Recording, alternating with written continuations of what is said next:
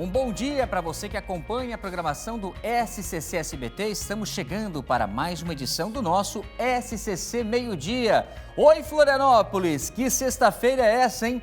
Que calor! Verão chegou com tudo. E a previsão, já podemos antecipar para quem está acompanhando o nosso SCC Meio-Dia, é de calor ao longo desse fim de semana, temperaturas subindo, ultrapassando os 30 graus em várias regiões do estado. Estamos mostrando Florianópolis agora com poucas nuvens, mas o sol predomina nesse finzinho de manhã de sexta-feira.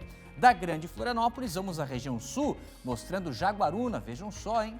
As pessoas aproveitando com esse ventinho lá no sul do estado, a praia, o litoral catarinense, um movimento intenso já sentido as praias aqui de Florianópolis, e não é diferente no sul e na região do litoral norte também, esse litoral tão procurado aqui do nosso estado. Quer ver outra praia? Que a gente sempre mostra aqui no nosso SCC Meio-Dia?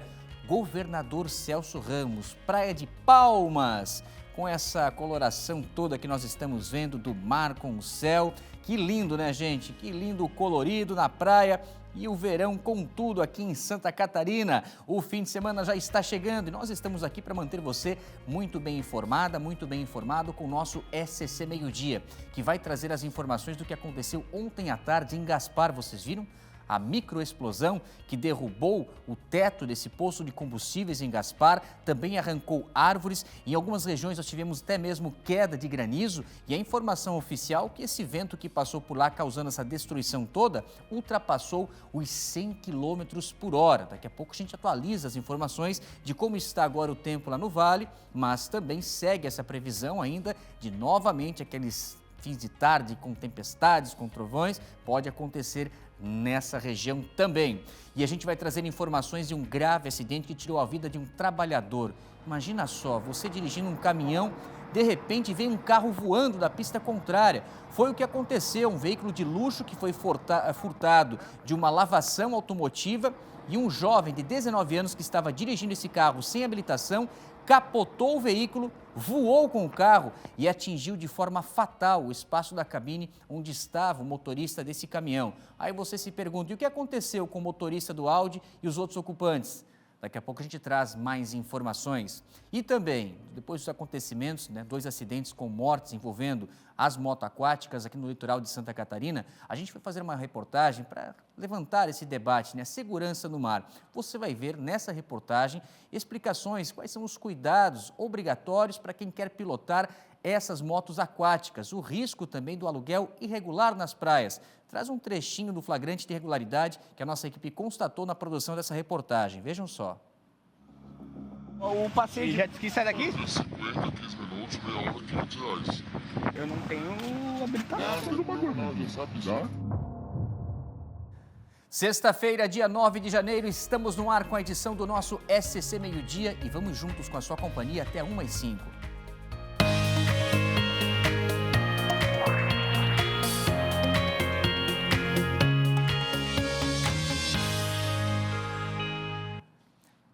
Vamos lá com as informações, com o giro da participação ao vivo da reportagem. Nós vamos até o Vale do Itajaí para trazer mais detalhes do que aconteceu ontem. Vocês viram? A gente vai mostrar aqui as imagens. O Paulo César já entra na sequência desse poço de combustível que foi o foco, Durante ontem à tarde a gente acompanhou a cobertura também no nosso Tá Na Hora Santa Catarina, desse tempo que fechou lá na região do Vale, Blumenau, Gaspar, com granizo. Agora o que mais assusta, gente, são essas imagens, do vento forte, ultrapassando os 100 km por hora.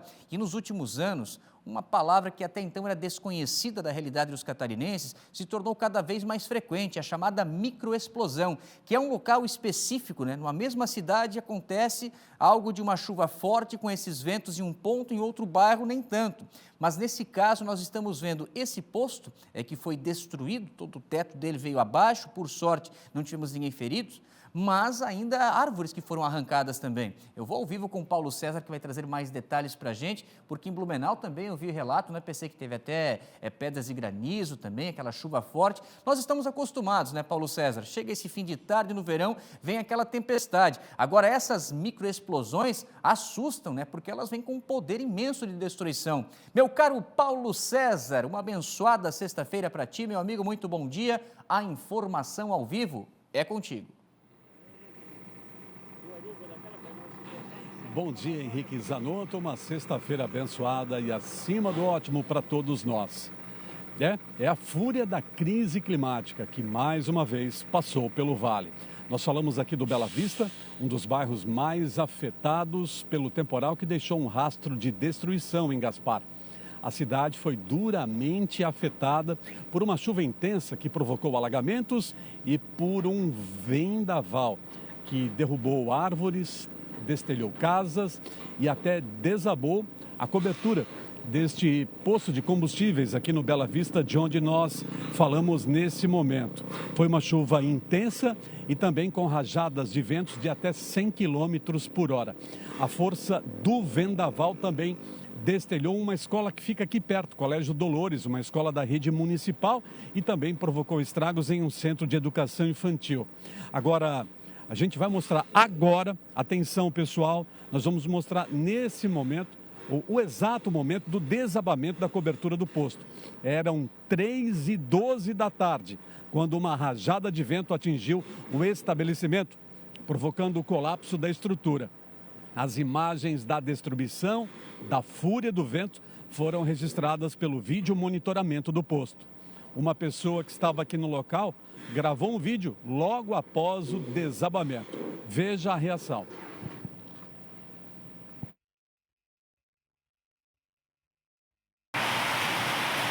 Pessoal, o cara desabou o posto Texas todo. Meu Deus do céu, cara. Olha aqui.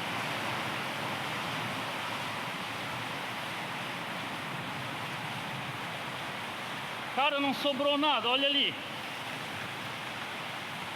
Jesus, cara. Parece que passou um furacão aqui e levou tudo.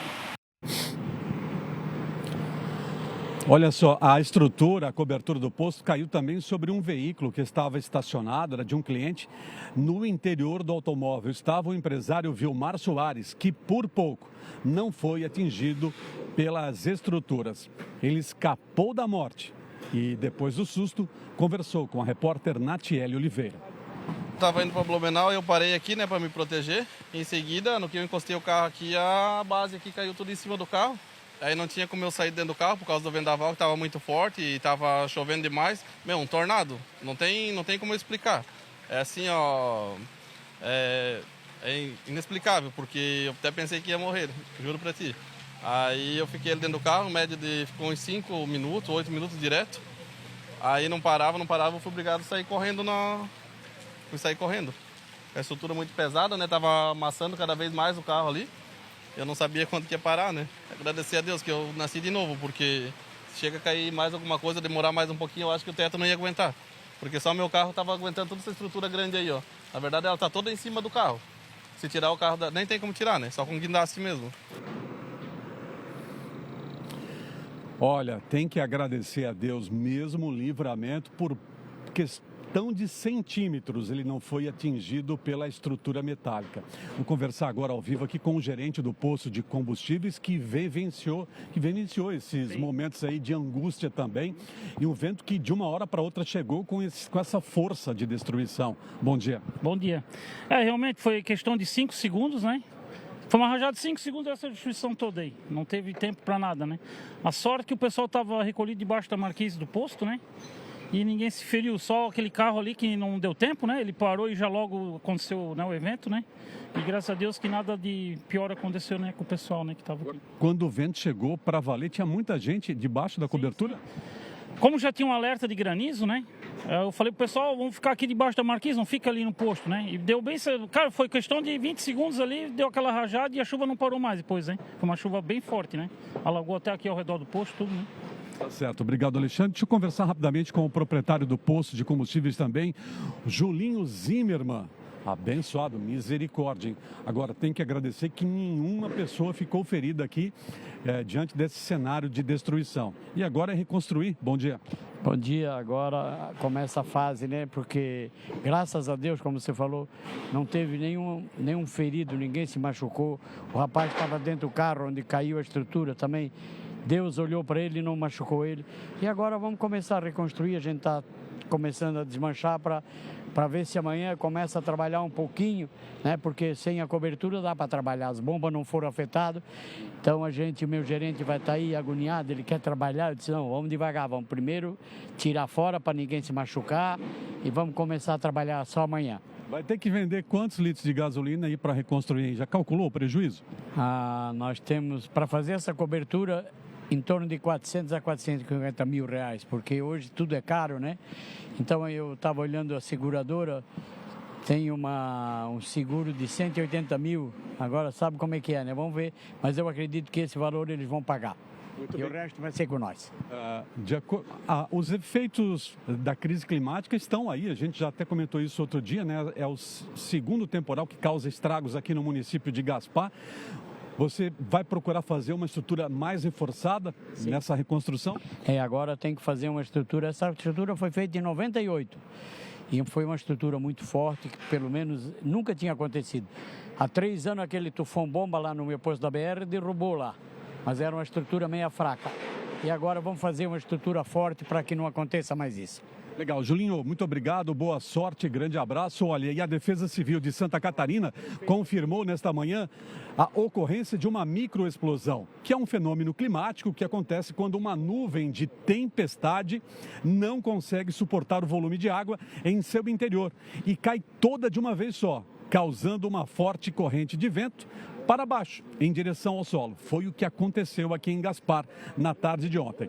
O temporal também causou alagamentos em várias ruas da cidade, resultado de uma chuva torrencial em apenas 15 minutos. Choveu cerca de 80 milímetros em Gaspar. De acordo com a Defesa Civil do município, 250 casas foram afetadas e 12 ficaram desalojados. Em menos de uma hora, 80 ocorrências foram registradas pela Prefeitura de Gaspar. Muitas casas destelhadas, e eu vou conversar agora ao vivo com o prefeito Paulo Queires, prefeito do município de Gaspar, que também atende ao SCC Meio-Dia. O senhor já tem um balanço completo dos estragos provocados pelo temporal de ontem? Bom dia, prefeito. Bom dia. Nós estamos desde ontem, quando houve essa microexplosão, acompanhada de tempestade severa com ventos de mais de 100 km por hora, que atingiu o nosso município. Os levantamentos ainda estão sendo feitos. Nós temos, para ter ideia, tivemos na noite mais de 24 mil residências sem energia elétrica. Estamos com bairros sem energia elétrica. Já reforçamos o pedido à Celesc para que mande equipes que reforcem o que está acontecendo. Eles estão, segundo as informações que me passaram há pouco, com mais 10 equipes trabalhando no nosso município. Tivemos 6 escolas, 3 escolas e 3 CDIs atingidos, sendo que uma escola foi quase que totalmente destelhada, né? E não só o prejuízo foi para os particulares, para os cidadãos em suas residências, que nós tivemos pessoas que foram desalojadas. Felizmente não precisamos abrir abrigos, mas estamos dentro das condições que temos, trabalhando com as nossas equipes para restabelecermos a normalidade no nosso município. A maior necessidade hoje qual é, de Gaspar? O município segue em situação de emergência. Nós decretamos situação de emergência já no ano passado, porque nós em menos de 10 dias sofremos 10 tempestades, na verdade, 3 tempestades em menos de 10 dias. 3 tempestades em menos de 10 dias. Não existe, de acordo com os engenheiros, sistema de drenagem que dê fluxo ao volume de água que assolou o nosso município. E por isso nós estamos trabalhando. Hoje nós já tivemos autorização do governador para a liberação de recursos. Da Defesa Civil nós já estamos buscando itens humanitários como os colchões, material de higiene, kits de higiene e limpeza, para podermos atender a nossa demanda. Assim como também serão disponibilizadas telhas de fibrocimento para podermos atender aquelas residências que foram descobertas pela força dos ventos. Tá certo. Prefeito, delegado Paulo Queires, obrigado pela sua participação. Bom trabalho, prefeito. A todos nós, Deus abençoe. Muito bem. Então, Henrique Zanotto, situação no município de Gaspar é essa, situação de emergência, mais um temporal que deixou rastros de destruição por aqui. A imagem é bem clara, né? São os efeitos visíveis da crise climática que nós enfrentamos. Só não enxerga quem não quer ver. Henrique Zanotto. Valeu, Paulo César, e continua a previsão, né? Não dá para descartar que hoje à tarde a gente possa ter outros episódios semelhantes a esse que aconteceu em Gaspar e em qualquer região do estado. Agora, principalmente, né, PC, para quem vive a realidade do dia a dia e mora na região do Vale, porque é aquele efeito panela, né? É você colocar a panela no fogo com água e com a tampa. O que acontece? A água sobe e aí com toda essa umidade que nós temos no ar, depois ela desce. Em alguns casos, dessa maneira violenta, com essas microexplosões, como o que aconteceu ontem, principalmente na região ali do bairro Bela Vista. Obrigado, PC, pelas suas primeiras informações e até aquela imagem bem representativa, né, da catedral, lá da matriz ali de Gaspar, né, São Pedro Apóstolo, com a escadaria e aquela chuva toda descendo. Vocês viram, gente? Está mostrando novamente, ó, é bem o centro de Gaspar, né, e ali a igreja e a quantidade, né, o volume expressivo de chuva no intervalo curto de tempo, como destacou o prefeito Paulo Queires, não há cidade que consiga absorver tanta chuva assim rapidamente caindo como o que aconteceu ontem, não somente em Gaspar, mas na região norte do estado também. Esse temporal atingiu ali Jaraguá do Sul. A gente vai ao vivo agora com o Luiz Felipe trazer mais informações para saber também da situação de momento e um resumo, né? Guaramirim, Jaraguá, não sei se outras cidades também tiveram um volume significativo, mas aí o nosso Luiz Felipe, que acompanha tudo da região norte, nos dá mais detalhes. Luiz, uma ótima sexta-feira, a informação ao vivo é contigo. Tá comigo, meu querido Henrique Zanotto. Ótima sexta-feira para ti e para todos que estão assistindo o SCC Meio-Dia. É um prazer gigantesco ter a sua audiência. Além de Jaraguá, Guaramirim, Xereder também foi atingida por essa forte chuva, esse temporal que teve aqui na nossa região ontem, começando por Jaraguá do Sul. A imagem de um estacionamento da WEG, né, uma indústria gigantesca da cidade de Jaraguá do Sul, virou um rio, o tamanho dessa chuva que acabou atingindo a cidade. Uma chuva que durou das 13h40 até as 5 horas, até as 17 horas, cerca de 93 milímetros de chuva foram registrados ali na cidade de Jaraguá do Sul. A Defesa Civil fez cerca de 20 atendimentos envolvendo aí essa questão do alagamento, quedas de árvores, destelhamentos, problemas com muros também na cidade de Jaraguá do Sul. Bairros como Rio Cerro, Guaribau, Ilha da Figueira, Água Verde, Vila Lalau, Rio da Luz e Vieiras foram dos bairros atingidos ali na cidade de Jaraguá do Sul. A vizinha Guaramirim também foi atingida na tarde de ontem por conta dessa forte chuva. Cerca de 80 milímetros nesse período também foram registrados ali na cidade de Guaramirim. Bairros com registro de alagamento: Amizade, Avaí, Nova Esperança e o Centro. 3 ocorrências de quedas de muro foram atendidas pela Defesa Civil da cidade de Guaramirim. Região Norte também atingida ontem por conta dessa forte chuva, mais de 90 em Jaraguá do Sul e cerca de 80 na cidade de Guaramirim. A cidade de Xereder também teve registros de alagamentos por conta dessa forte tempestade ontem aqui na região Norte. Henrique. Muito bem, Luiz Felipe, então trazendo para a gente as informações atualizadas. E agora pela manhã, já aquela sensação de ar abafado, quente na região, como está, hein, Luiz? Novamente, a situação que tu falasse, Henrique, sobre a panela de pressão é o que a gente vive nesse momento aqui na região norte. O Diogo Cleiman, se ele conseguir abrir para a imagem para a gente dar uma olhada no céu, acompanhar como é que está o céu. Um céu com bastante nuvens, um céu azul, céu bonito, típico de verão, mas um céu com bastante nuvens e um calor intenso, cerca de 30 graus nesse momento aqui na cidade de Joinville, o que, como você disse bem, meu querido Henrique, logo uma questão de tempo para essa chuva acontecer bem no período do final da tarde, essa situação de momento do tempo aqui na região norte.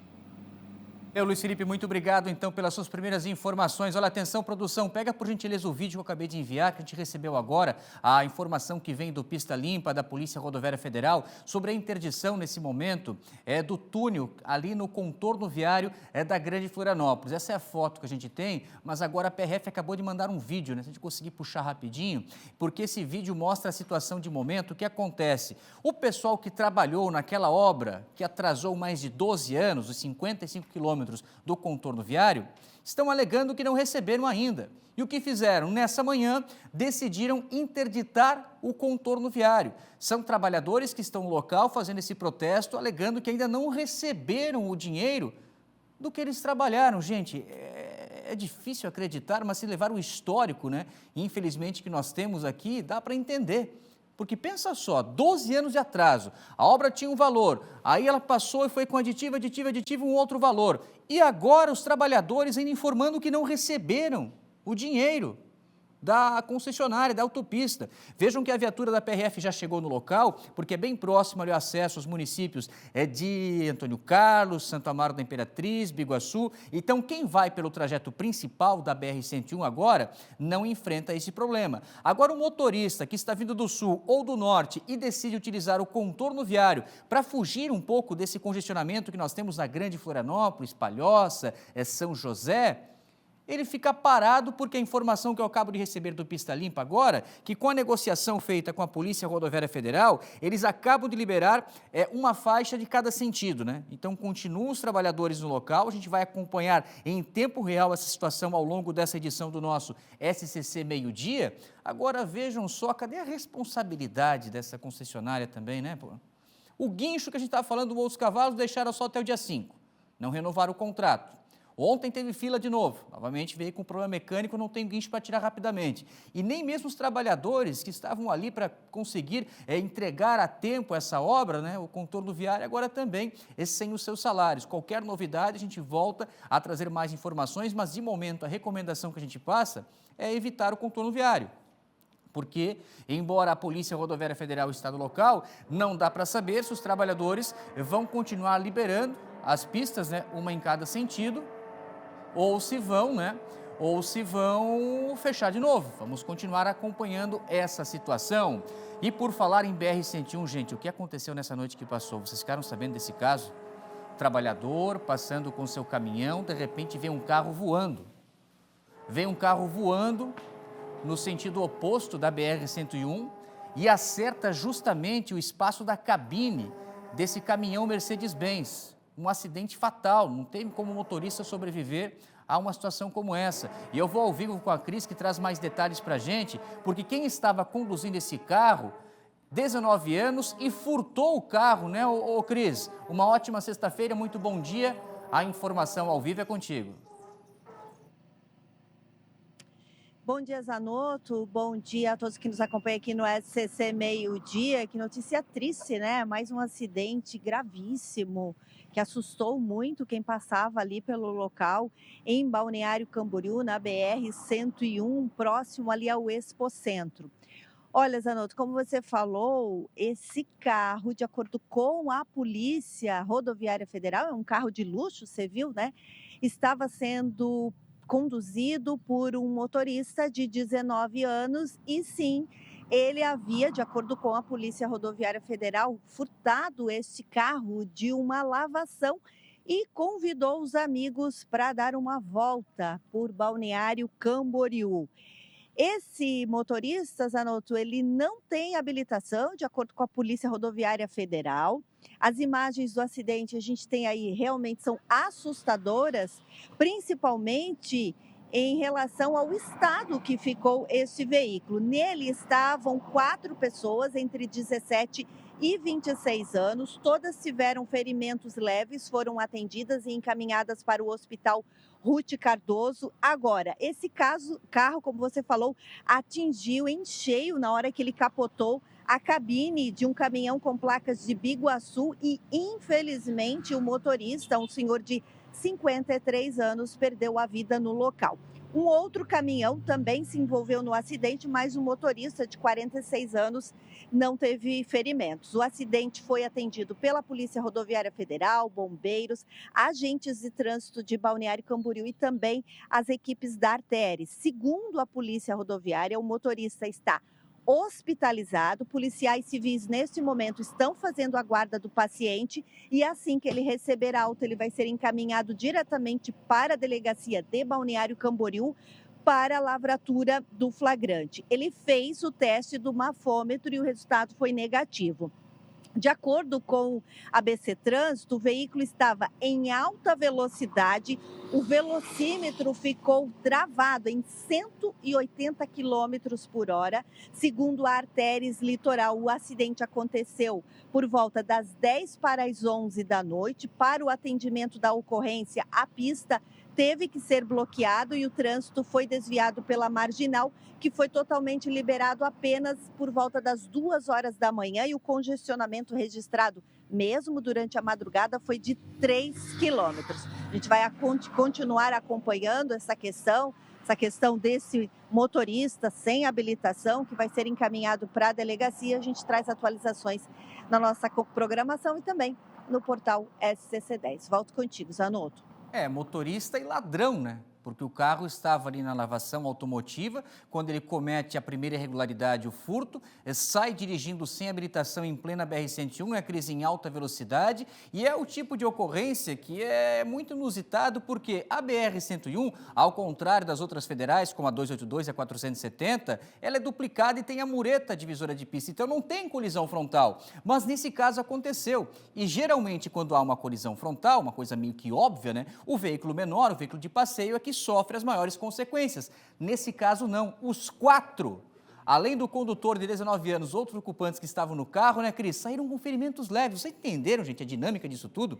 Ele vem a 180 por hora, que travou o velocímetro, capota o carro, o veículo voa por cima da mureta, da grade, arrebenta tudo e acerta em cheio a cabine onde estava o condutor do caminhão. E se não bastasse isso, após atingir a cabine do caminhão, o veículo que volta para a pista onde estava, bateu no caminhão e voltou para a pista sentido sul.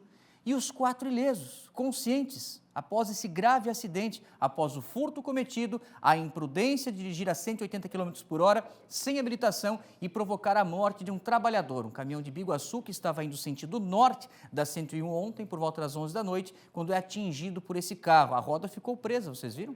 Uma das rodas dianteiras do veículo Audi que foi furtado ficou presa na cabine, exatamente no espaço onde infelizmente estava esse motorista que não resistiu aos ferimentos. A gente continua falando de trânsito, mas agora vamos subir a serra, porque em Lages, vocês que acompanham o nosso programa, viram que no início da semana a gente falou sobre o início de uma obra muito importante. Agora a gente vai atualizar como está a situação por lá, para deixar todo mundo atento, bem programado no fim de semana e saber se vai ter trânsito liberado ou fechado e como é que estão essas obras, o avanço desde a última informação que a Shaina nos passava lá no começo dessa semana. Shaina marcou uma ótima sexta-feira, informação ao vivo é contigo. Oi, Zanotto, bom dia para você e para todos que nos acompanham aqui no SCC Meio-Dia. Então, atualizando a situação das obras de recapeamento asfáltico aqui da Avenida Presidente Vargas, a gente vai mostrar que o trânsito está totalmente fechado neste lado aqui da avenida. Então, os motoristas que vêm do sentido da Presidente Vargas, da Luiz de Camões, aqui nesse cruzamento, inclusive onde tem um semáforo, e também do pessoal que vem da Avenida 1º de Maio, do outro lado, tem que ficar atento porque, desse lado aqui, a Diretran fez um desvio, então os motoristas que vêm do sentido da Presidente Vargas, subindo a Presidente Vargas, né, do outro lado, também da Avenida Luiz de Camões e da 1º de Maio, podem pegar o trânsito aqui no sentido contrário. Então, ficou mão dupla aqui, esse lado da Avenida Presidente Vargas, enquanto as obras estão sendo feitas do outro lado da avenida. Então, os motoristas precisam ficar atentos. Agora há pouco, antes de a gente entrar um pouquinho ao vivo, o pessoal do Diretran, os agentes do Diretran estavam aqui auxiliando, né, no trânsito, principalmente por conta dos caminhões, porque essa é uma das avenidas mais movimentadas da cidade, passam por aqui cerca de 40 mil veículos por dia, porque a Avenida Presidente Vargas, ela corta também a cidade e ela faz aí a ligação com vários bairros e também com outras avenidas, como a Avenida Luiz de Camões, que é esse local aqui onde o Márcio agora está mostrando, onde os veículos vêm, né, da Avenida Luiz de Camões, aqui no bairro Coral. Então, os motoristas precisam ficar atentos, porque durante 40 dias vai acontecer, então, essas interdições parciais aqui na Avenida Presidente Vargas por conta, então, das obras de recapeamento asfáltico, que as etapas necessárias que estão sendo feitas, né? A fresagem do asfalto antigo, que já foi feito em um sentido aqui da avenida, a recomposição da base, da subbase, o nivelamento e, por fim, então, a aplicação da nova camada de asfalto. Após isso, então, o local ainda vai receber a limpeza e a sinalização. Essas obras estão sendo executadas pela Prefeitura, né, com recursos oriundos aí de uma emenda parlamentar da época que a prefeita Carmen Zanotto era deputada federal, e aí na ordem de R$ 1.800.000 para recompor então a camada asfáltica dessa principal avenida aqui de Lages, que é a Avenida Presidente Vargas. Então os motoristas precisam ficar atentos porque esse trecho aqui então da avenida vai estar bloqueado, né, durante muito tempo. Depois das 6 da tarde, a Diretran abre um trecho só aqui da avenida, um lado só, para que também não fique tão complicado o trânsito, mas durante o dia o trânsito fica desviado para o outro lado aqui da avenida, né, onde fica a mão dupla para os motoristas que sobem a Avenida Presidente Vargas e para os motoristas que vêm descendo então em direção à rótula do Cemitério da Penha, em direção ao bairro da Penha, aqui em Lages. E esse local aqui da Avenida Presidente Vargas, essa descida aqui, ó, ela vai dar inclusive lá na SC 114 em direção à cidade de São Joaquim e para quem segue reto em direção à BR 282. Então é uma importante avenida aqui de Lages que está passando por esse recapeamento asfáltico, que a gente fica atualizando as informações da questão do trânsito, né? Porque a gente sabe que isso impacta um pouco para os motoristas, mas é importante porque as obras precisam acontecer para a melhoria, inclusive, do tráfego aqui na cidade de Lages. A gente continua acompanhando e trazendo as informações aqui no SCC Meio Dia. Volto contigo, Zanotto. Obrigado, Shana, pelas suas informações da Avenida Presidente Vargas, então, com essas obras de melhoria para o trânsito de todos que passam nessa cidade tão querida da nossa Serra Catarinense, nossa Lages. Agora a gente volta a falar de um problema que se arrasta aqui na capital e parece que está longe do fim. Hoje pela manhã eu estava passando com o Ari Alencar, o Ari fez essas imagens, quando a gente percebeu essa força-tarefa com a Polícia Militar, com o pessoal da Prefeitura e uma empresa contratada de construção civil, a Concap também, né? Assim como nós vimos ontem lá em São José, o pessoal da Prefeitura recolhendo os carrinhos de supermercado, aqui também alguns carrinhos foram recolhidos pela equipe da Concap. E observe o seguinte, ó, é mais uma tentativa de tentar bloquear o acesso de pessoas em situação de rua a esse espaço desocupado, abandonado, que está longe de uma solução. Um impasse que envolve a Prefeitura e a Justiça. O Jean Ferreira já vai chegar com mais detalhes, mas ali o que nós observamos, gente, eles colocaram essa base de concreto, porque aqui embaixo, ó, vou chegar aqui perto, ó, aqui fica o cadeado, estão vendo? Ó, ali, ó. Então, eles concretaram, porque essas pessoas em situação de rua, eles erguem essas portas metálicas com a força, com um pedaço de madeira, com um pé de cabra, para ter o acesso. Então, a tentativa agora foi colocar esse concreto. E hoje o pessoal, depois que o concreto secou, né, já estava tirando essas madeiras. O Jean Ferreira está no local e traz mais informações para a gente, porque essa novela, infelizmente, está longe de um fim, né, o Ferreira? Vejo que o pessoal está trabalhando ainda no local e até algo que me chamou a atenção, Ferreira, quando eu estava ali com o Ari nessas imagens que a gente fez hoje pela manhã, que os trabalhadores, não sei se continuam ainda, estavam utilizando máscara, mas não pelo pó do cimento, pelo odor, pelo cheiro dentro desse prédio abandonado. Ô Jean Ferreira, uma ótima sexta-feira, muito bom dia, a informação ao vivo é contigo.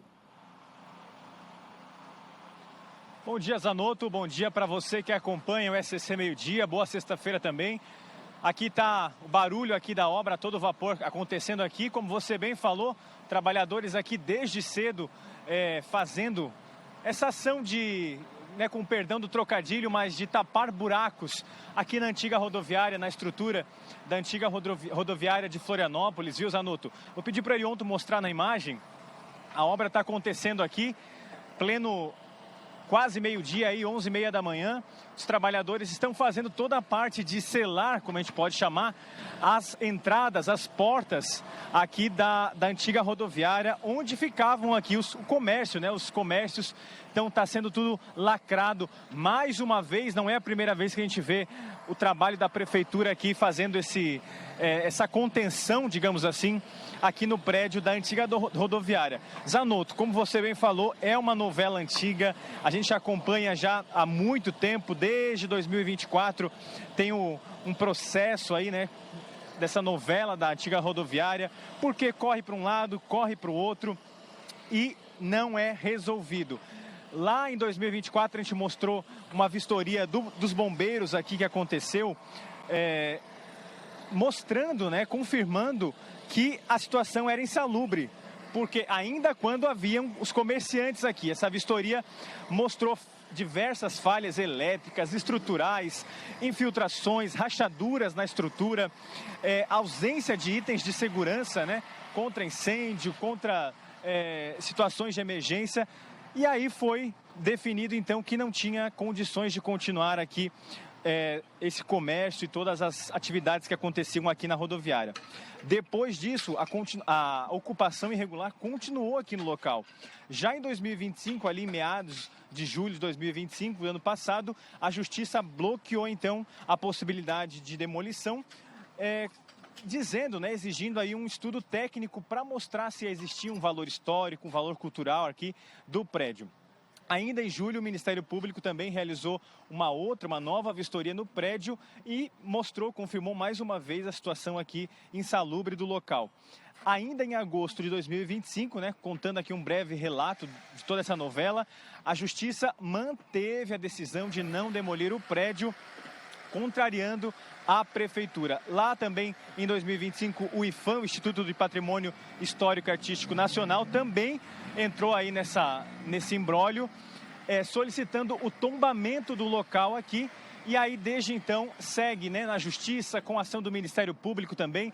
Primeiro, a 30ª Promotoria do Ministério Público aqui da capital disse que precisava ser tombado, porque estava em condição insalubre depois dessas vistorias. Mas, depois disso, uma outra promotoria também no Ministério Público disse que precisaria aguardar até uma confirmação técnica, né, um estudo técnico aqui do local. Pois bem, depois de tudo isso, a gente entrou em contato mais uma vez com o Tribunal de Justiça de Santa Catarina para entender, né, em que pé está essa situação. O Tribunal de Justiça de Santa Catarina confirmou que manteve a proibição na última reunião que aconteceu.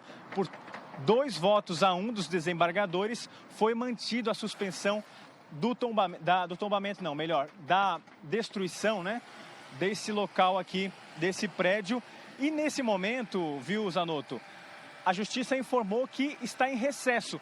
Então, uma nova votação, as novas reuniões com o Ministério Público, com a Prefeitura, só vão acontecer a partir de 20 de janeiro. A partir do dia 20 desse mês é retomado, então, a Justiça, o processo, né, aqui na capital. E aí sim pode ter um novo desfecho, um novo capítulo. Eu vou chamar o Erionto para a gente continuar mostrando aqui nesse lado, porque a gente também entrou em contato com o Ministério Público, viu?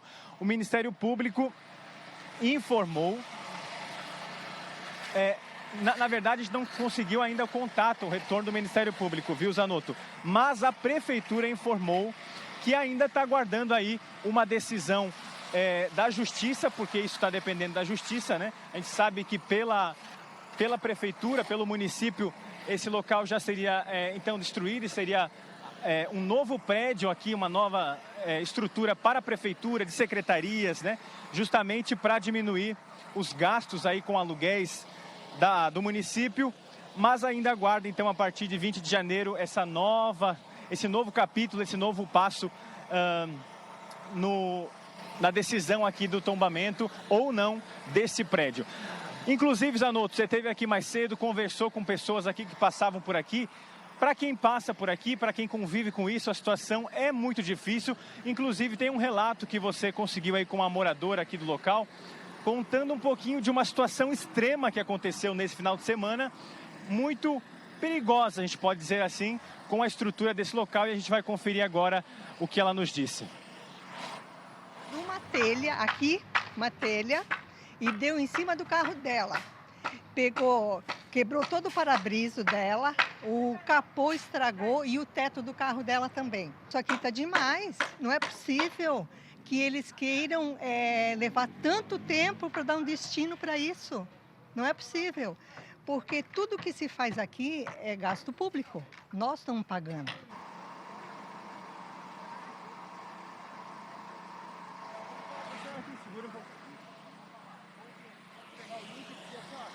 Pessoal, é isso, situação preocupante, o prédio aqui está nessa situação, quem convive com isso, inclusive uma senhora passou aqui agora nesse momento, como é que é o nome da senhora? Desculpa. Fabiana. A Fabiana passou aqui agora e trouxe outro ponto, viu, Zanotto? A dificuldade aqui na acessibilidade da capital, uma capital do estado com problemas de acessibilidade. Conta pra gente, Fabiana, o que tu estava falando agora há pouco, né, sobre essa situação aqui que tu passa todos os dias, infelizmente, aqui nas ruas da capital. Então, agora mesmo, eu fui atravessar do Imperatriz aqui para a rodoviária e não tem acessibilidade, sabe? Se eu estou sozinha, eu não consigo atravessar, porque não tem uma rampa. sabe, entre a calçada e a rua. E aí fica muito complicado mesmo, sabe, essa situação. Não é só aqui, mas é em todo o centro de Florianópolis, assim, é muito difícil de caminhar. E sem falar, assim, eu acho que a necessidade de ter, não sei se seria uma, como que fala ali, uma sinaleira aqui nessa região, ó, porque para atravessar ali, ó, é bem complicado. Esses dias eu já quase fui atropelada porque eles não têm paciência. Mesmo com a faixa de segurança, eles não param. Então, assim, vem carro de todos os lados e o pessoal não contribui, sabe, a entrada para Ercílio Luz. Fabiana, obrigado pelo teu relato. É isso, mais uma situação aqui na capital de uma pessoa que convive com esses problemas. Fabiana está indo agora, a gente vai conseguir acompanhar a dificuldade dela aqui, de quem convive com esses problemas, né? Além desse prédio aqui, a gente estava observando aqui várias telhas, parte do forro aqui tombando, né? Caindo, cedendo. Também tem a situação de quem convive com a dificuldade na mobilidade, que tem esses problemas na acessibilidade aqui de Florianópolis. A gente entrega, né, Zanotto, aí para você, mostrando tudo isso e pedindo uma solução para a Prefeitura. Claro que a gente sabe que agora precisa dessa decisão da Justiça, né, sobre esse prédio, mas para que haja, né, como a senhora que você conversou hoje de manhã falou, é dinheiro público nessas obras de contenção, de tapar buracos que vão indo embora. Infelizmente, daqui a pouco vai estar cedendo, vai estar ruindo de novo e a gente convive com essa situação todos os dias aqui. A gente devolve pedindo para que a Justiça, para que o Ministério Público, para que a Prefeitura entre em um consenso, né, para que tenha um destino final aqui para esse prédio na capital, no coração de Florianópolis. Zanotto, eu volto contigo. Obrigado, Jean Ferreira. Da situação dessa cadeirante, né, que hoje acabou de entrevistar, da acessibilidade, a gente está entrando em contato com a Prefeitura para ver o que eles nos informam, né? Agora, desse prédio, é isso mesmo, é que a dona Helenita disse, não sei se vocês entenderam, gente, no sábado passado, a dona Helenita estava, a casa dela ali próximo, na região do Ercílio Luz, estava atravessando a rua quando ela viu uma telha voando e atingiu um carro que estava ao lado. Por sorte, não machucou ela nem a condutora do veículo, que teve um dano material. E vai recorrer a quem agora? Uma telha de um espaço que já deveria estar abaixo, porque causa uma insegurança das pessoas em situação de rua que habitam esse espaço. É algo que não combina com o centro de Florianópolis, essa obra abandonada, e precisa realmente, né? A Justiça do Estado de Santa Catarina, o Patrimônio da União, precisa entender isso, que já não é mais a terminal rodoviária antigo, já foi. Hoje é um espaço que só gera insegurança. E como muito bem falou a dona Helenita, essa obra aqui é dinheiro do contribuinte, que está saindo para tentar evitar que essas pessoas tenham acesso. E mesmo com todas essas portas lacradas, trancadas, o que vai acontecer? Por cima, eles vão pelo telhado. Só terá uma solução quando colocarem abaixo esse prédio e aí sim definir o que vai ser feito nesse espaço tão nobre no centro de Florianópolis. Daqui a pouquinho tem o nosso SCC Esportes e hoje nós vamos ter o segundo episódio da série de verão e a modalidade radical que a nossa Angélica Varaschini foi praticar o quê? Ela foi lá no como é que é, o sandboard, né? Que é a prancha ali, o pessoal passando toda aquela, como é que fala aquilo ali? Quem é que é do surf aí? Cadê o Pardal para me ajudar? Parafina. Passando aquela parafina para escorregar bem. Daqui a pouquinho a gente vai ver, então, nas dunas da Joaquina, a nossa Angélica Varaschini mostrando esse esporte tão praticado também aqui em Santa Catarina. Gente, logo após o nosso SCC Meio-Dia, hoje, uma edição especial daquelas do nosso A Tarde a Nossa. Laércio Botega e Dona Maricotinha estão te esperando. E hoje tem o Jornal da Tarde a Nossa. Como você sabe, né? Daquele jeito, com aquelas notícias menos relevantes, mais interessantes. Tem ainda Na Medida Certa. E é claro, hoje é sexta-feira, o Jogo da Música bem divertido. Você consegue adivinhar quais são as músicas? Então já sabe, logo após o nosso SCC Meio-Dia, a partir da 1h05, tem o A Tarde a Nossa na tela do nosso SCC SBT. É diversão para toda a família. E deixa eu te fazer um convite especial também. Hoje vou estar na sua companhia às 6h30 da tarde, no nosso Tá Na Hora Santa Catarina. Sim. Estou com saudade do noticiário das 6 da tarde. Às 6h30 hoje chego com você na companhia da nossa equipe do Tá Na Hora Santa Catarina. E daqui a pouco a gente traz mais informações também do desfecho da operação de busca ao empresário João Paul, né? E foi encontrado ontem à tarde na Praia do Estaleirinho, que foi justamente a praia que foi parar a moto aquática dele, né? Daqui a pouco tem esse caso e também a reportagem que a gente mostrou Já na abertura do programa, o flagrante, exclusividade nossa da reportagem do SCC Meio Dia, de irregularidades em empresas que locam essas embarcações, como as motoaquáticas, na hora de fazer o contrato, não impede se tem habilitação ou não. Daqui a pouco a gente vai trazer essa reportagem e mais informações. Intervalo, voltamos na sequência, estão faltando 16 para o meio-dia.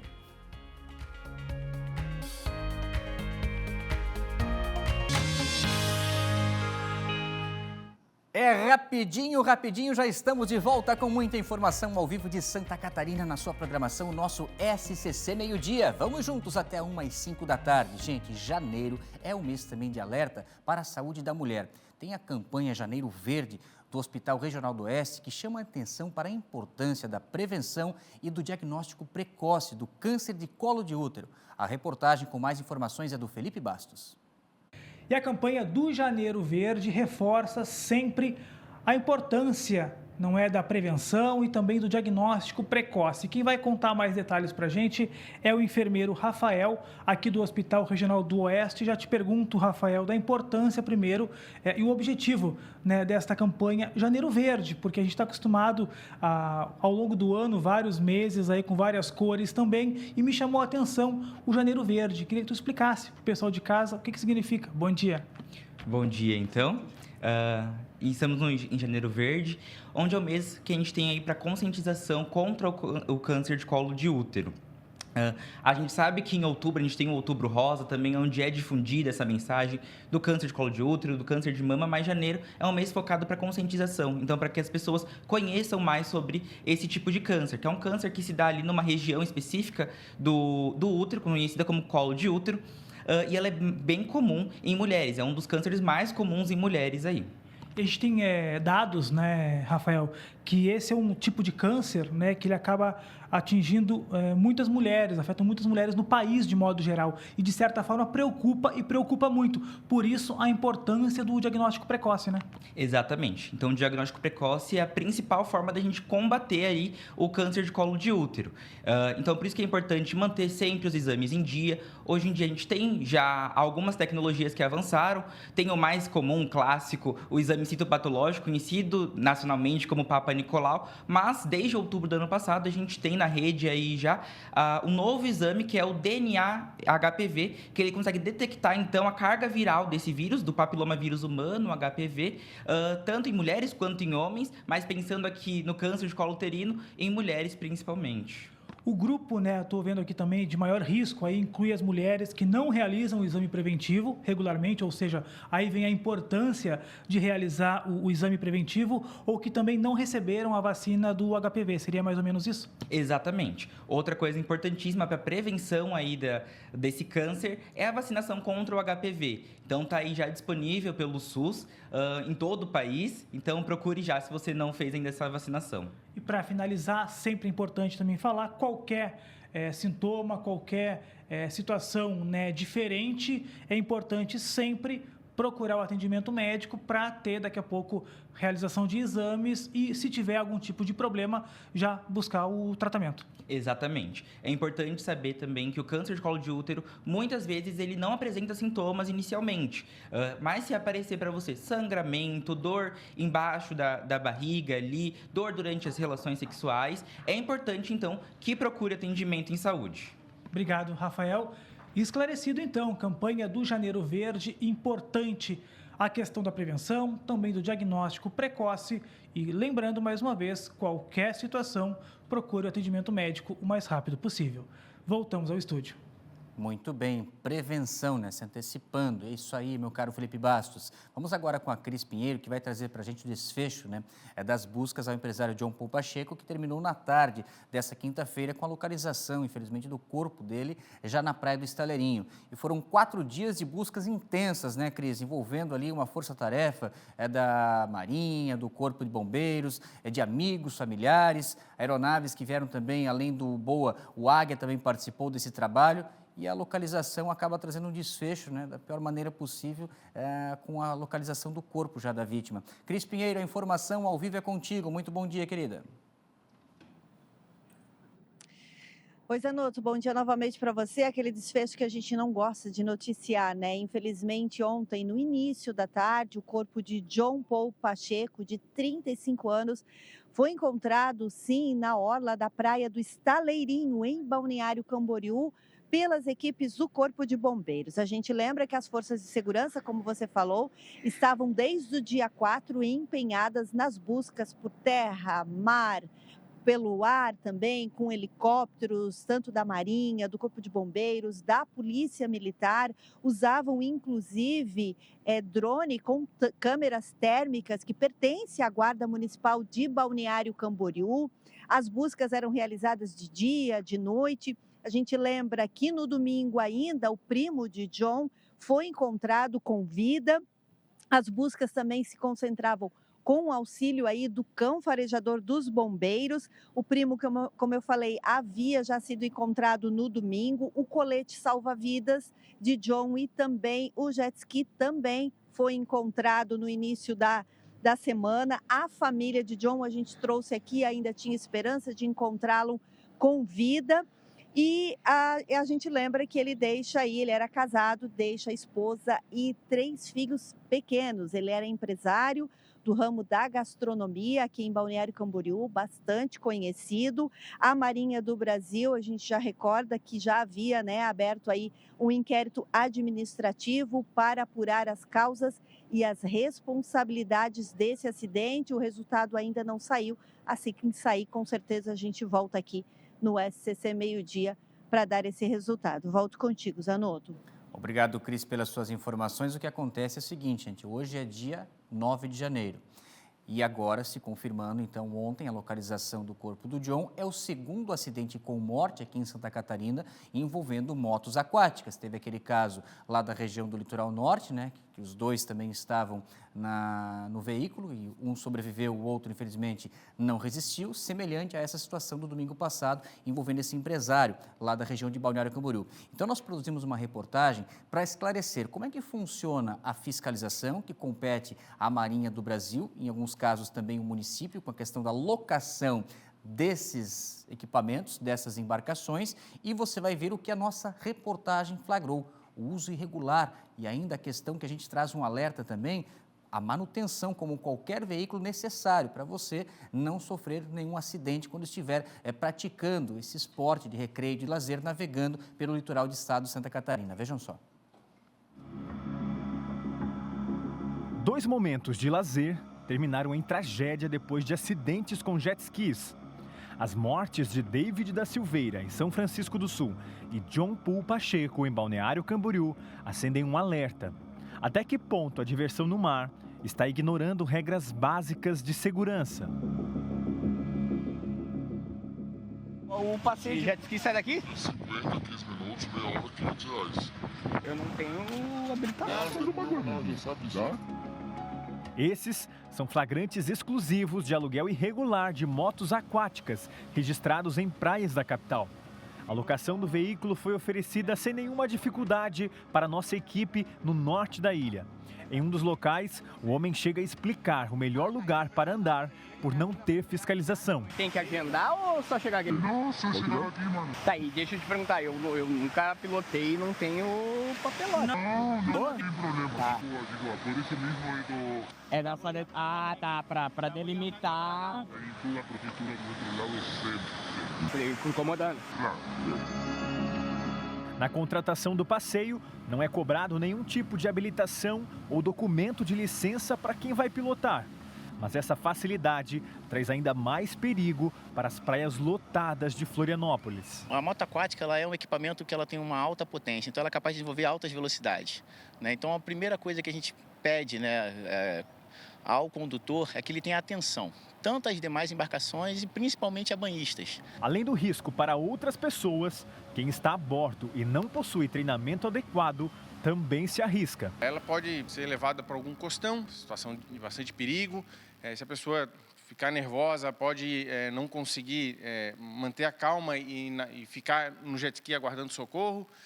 Não consegue, às vezes, entrar em contato, então sempre está com um celular no jet ski, né, na moto aquática, não tem rádio, ao contrário de lanche. No caso de uma abordagem da Marinha, tanto o condutor quanto quem aluga a embarcação são penalizados. Sendo observado que o condutor não possui habilitação, este condutor será notificado e o proprietário da embarcação, de forma solidária, também será notificado pelo mesmo ato. Então, é uma multa que será aplicada, a notificação que inicialmente será aplicada, tanto ao condutor do momento quanto ao proprietário. Independente se essa moto aquática ela é alugada, ela é cedida, ela é de algum parente, enfim.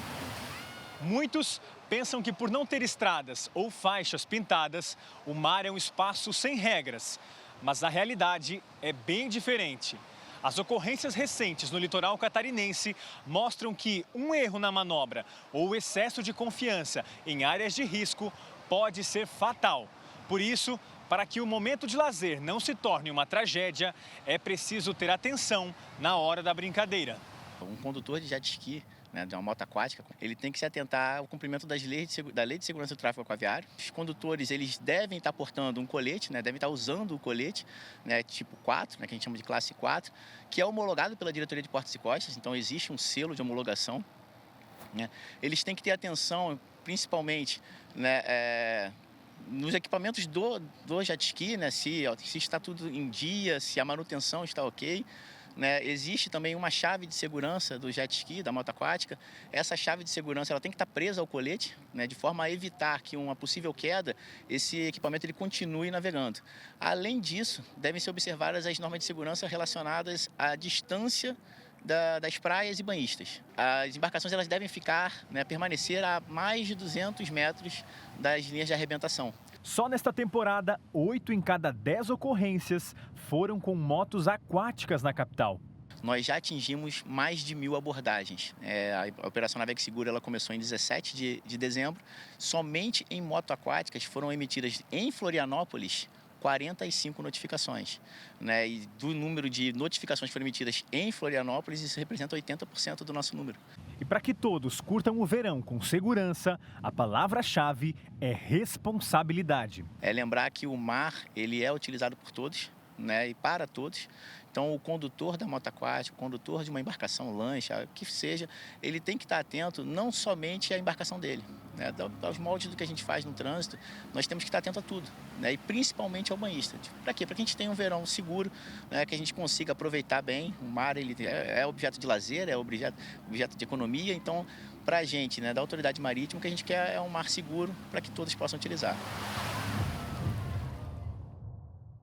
E por nota, a Prefeitura da capital informou que a fiscalização em posturas e serviços públicos, quem deve realizar essa fiscalização como equipamentos das motos aquáticas, desde que estejam na faixa de areia, cabendo à Marinha verificar as regularidades das embarcações no mar. E que durante as fiscalizações, os agentes verificam a regularidade e licenças e alvarás para quem utiliza esses equipamentos para as atividades comerciais. Desde o começo dessa temporada de verão, 25-26, não houve, de acordo com a Prefeitura, registros de ilegalidades no âmbito desse tipo de atividade. Caso você veja alguma irregularidade ou suspeita, pode registrar a reclamação através do Zap Denúncias, o telefone 0800 808, subiram tão rápido que nem eu vi.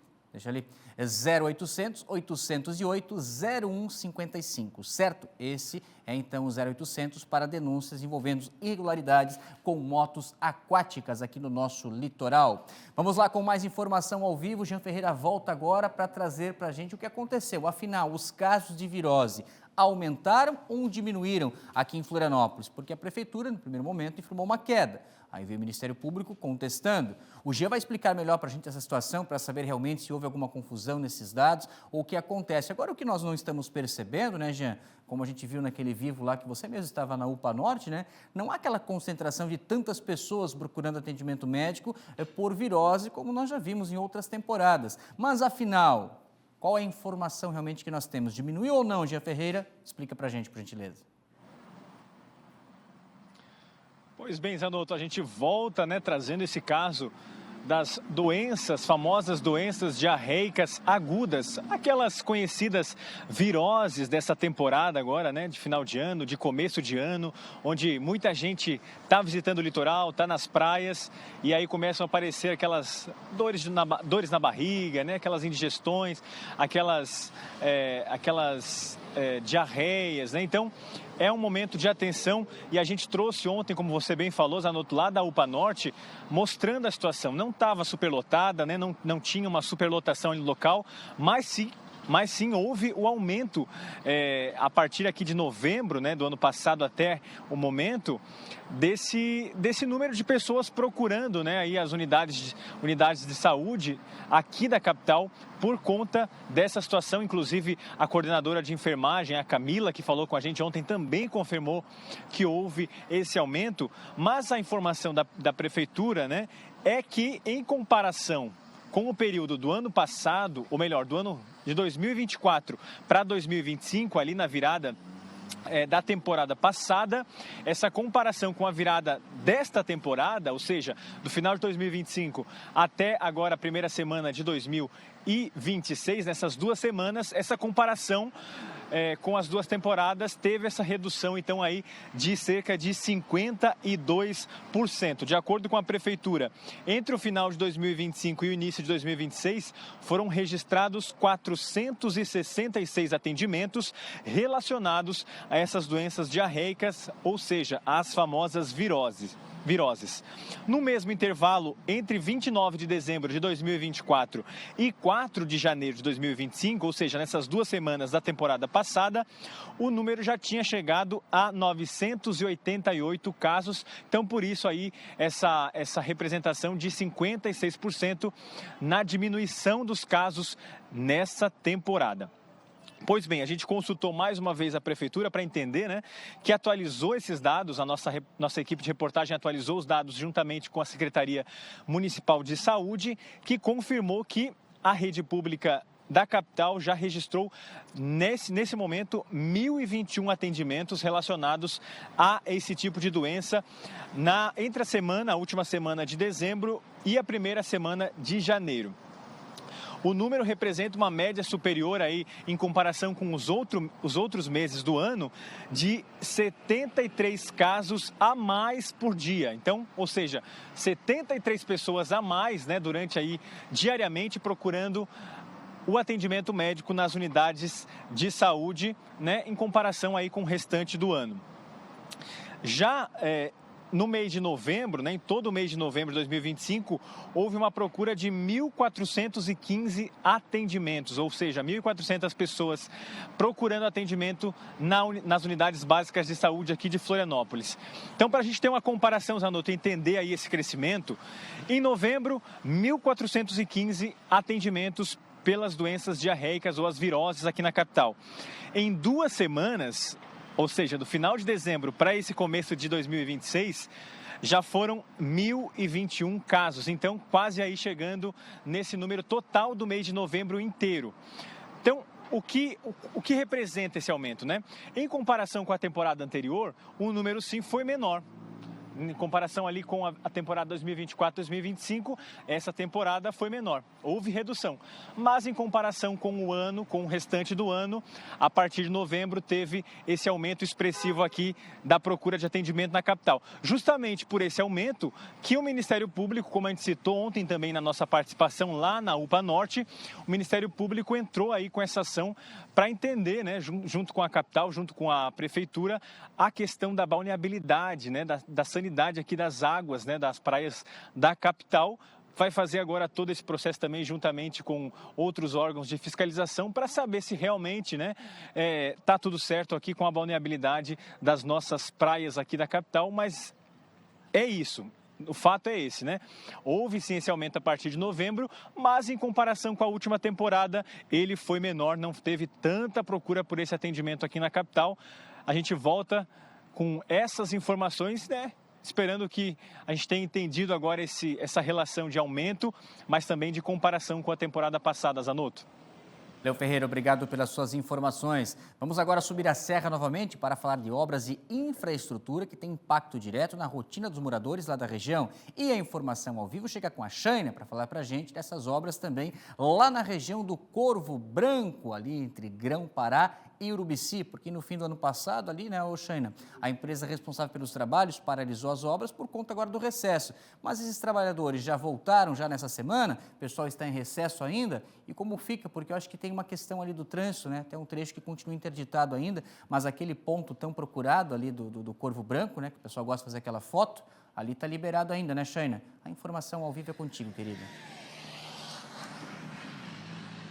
É isso mesmo, viu, Zanotto? Como a gente já havia falado, inclusive a gente trouxe essa informação aqui no SCC Meio Dia no finzinho ali de dezembro, falando que a empresa, né, que está tocando os serviços, a empresa contratada pela Secretaria de Infraestrutura do Governo do Estado, havia paralisado as obras ali no período de recesso por conta das férias coletivas dos trabalhadores, né? Mas as obras foram retomadas dessa semana, no início dessa semana, lá na Serra do Corvo Branco, na SC 370, entre Urubici e Grão-Pará. Essas obras foram retomadas e, segundo informações da Secretaria de Infraestrutura e Mobilidade do Estado, as obras já estão em 55% de execução. O projeto prevê a pavimentação de aproximadamente 9,4 quilômetros de estrada, ligando aí os municípios de Urubici a Grão-Pará, além de melhorias na drenagem ali, sinalização e também serviços complementares. Segundo informações da Secretaria, né, que eu conversei hoje de manhã, inclusive com a assessoria de imprensa da Secretaria de Infraestrutura e Mobilidade, semana que vem o asfalto já começa a ser colocado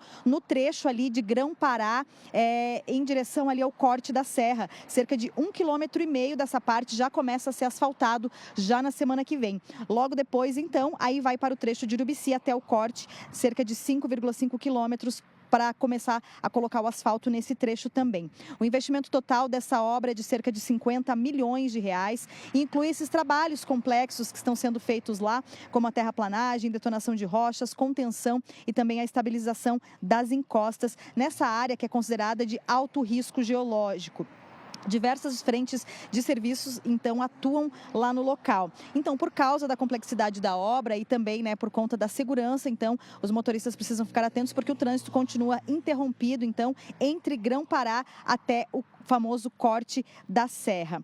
No lado de Grão-Pará, o trânsito permanece interditado, mas o trânsito permanece liberado apenas no trecho entre Urubici e, como eu falei, o famoso corte da Rocha, que é um dos principais pontos turísticos aqui da Serra Catarinense. Apesar dos transtornos temporários, então, essas obras de melhorias aí prometem trazer ainda mais visibilidade para a Serra do Corvo Branco, que já é muito visitada por turistas e, claro, também por moradores. E esse trecho também da Serra do Corvo Branco, também é feito o escoamento da produção agrícola ali dos municípios de Urubici e também de Grão-Pará. E faz essa ligação entre a Serra Catarinense e também o sul do estado. Inclusive na questão do turismo, né? Economia e o turismo, porque a estrada vai integrar, inclusive, a rota Caminho das Serras, um projeto que vai conectar os municípios de Orleans, Lauro Miller, Grão-Pará, Urubici e Bom Jardim da Serra, além, claro, de importantes áreas de preservação ambiental e um dos principais cartões postais de Santa Catarina.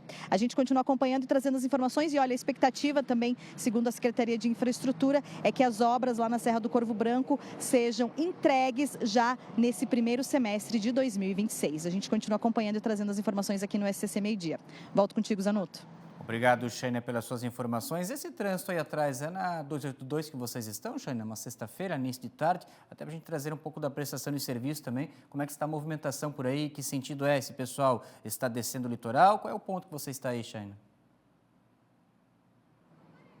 Eu estou aqui na BR-282, bem na entrada do aeroporto aqui de Lages, e realmente, né, o trânsito é bem intenso, por conta do horário também, porque a gente está no trecho urbano aqui da cidade de Lages, em direção ao shopping da cidade, e aqui, esse ponto onde o Márcio está mostrando, aí os motoristas indo em direção ao litoral e muitos motoristas também vindo em direção à Serra Catarinense, né? Esse trecho aqui da BR-282 é bem movimentado, principalmente nesses horários de pico. Agora a gente está no horário do meio-dia, muita gente transitando aqui, porque dá acesso a vários bairros aqui também da cidade, ao bairro Guarujá, ao bairro Vila Marisa, vários bairros aqui nessa parte da cidade, por isso que tem muito movimento aqui e, claro, né, os motoristas que trafegam aqui pela BR-282 em direção ao litoral e os motoristas que fazem a rota ao contrário, né, em direção ao oeste e meio oeste aqui do estado.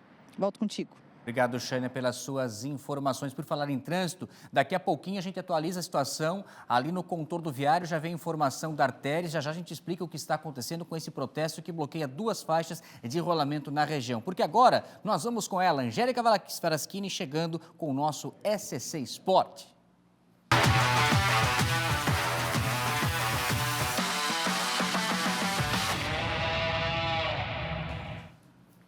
Boa, Zanotto! Olá para você que está em casa, uma ótima sexta-feira, finalizando essa primeira semana de 2026. E para fechar a primeira rodada do Campeonato Catarinense, Carlos Renault e Concórdia entraram em campo ontem. O time do oeste do estado, gente, não conseguiu inscrever boa parte dos jogadores e foi enfrentar o Vovô com apenas 14 atletas. E olha que a metade deles das categorias de base do clube. Mas mesmo assim, saiu com 3 pontos de Brusque. O Carlos Renault foi superado pelo Concórdia. Foi o Galo do Oeste quem teve a primeira oportunidade de abrir o placar, com Vinícius, que parou na defesa do goleiro Edson. O Vovô respondeu com Tavares, mas a bola bateu na rede pelo lado de fora. E depois com o MT, que de fora da área meteu uma bomba para a defesaça do goleiro Gregory. O gol do Concórdia veio de um contra-ataque. Bola lançada para dentro da área, o goleiro do Vovô saiu mal e a bola sobrou para o William, que só colocou para dentro.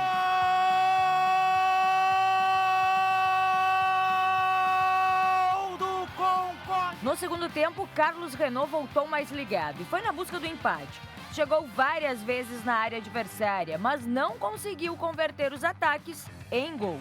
E terminou assim em Brusque. Carlos Renault 0, Concórdia 1, para a alegria dos jogadores do Galo do Oeste que estavam torcendo na arquibancada, já que ainda não estavam inscritos para a competição.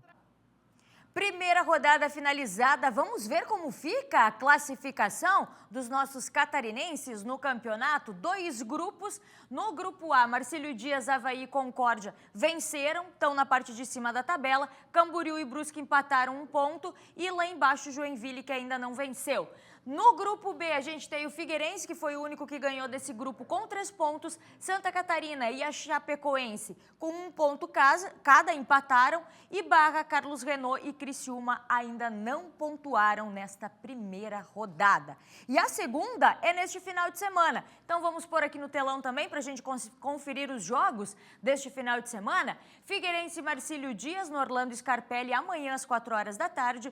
Barra e Joinville também amanhã, mas às 7h30 da noite na Arena Barra. E depois os jogos do domingo. Concórdia e Santa Catarina entram em campo às 3 horas do domingo e a gente segue com os jogos. Pode colocar o próximo. Camboriú e Chapecoense.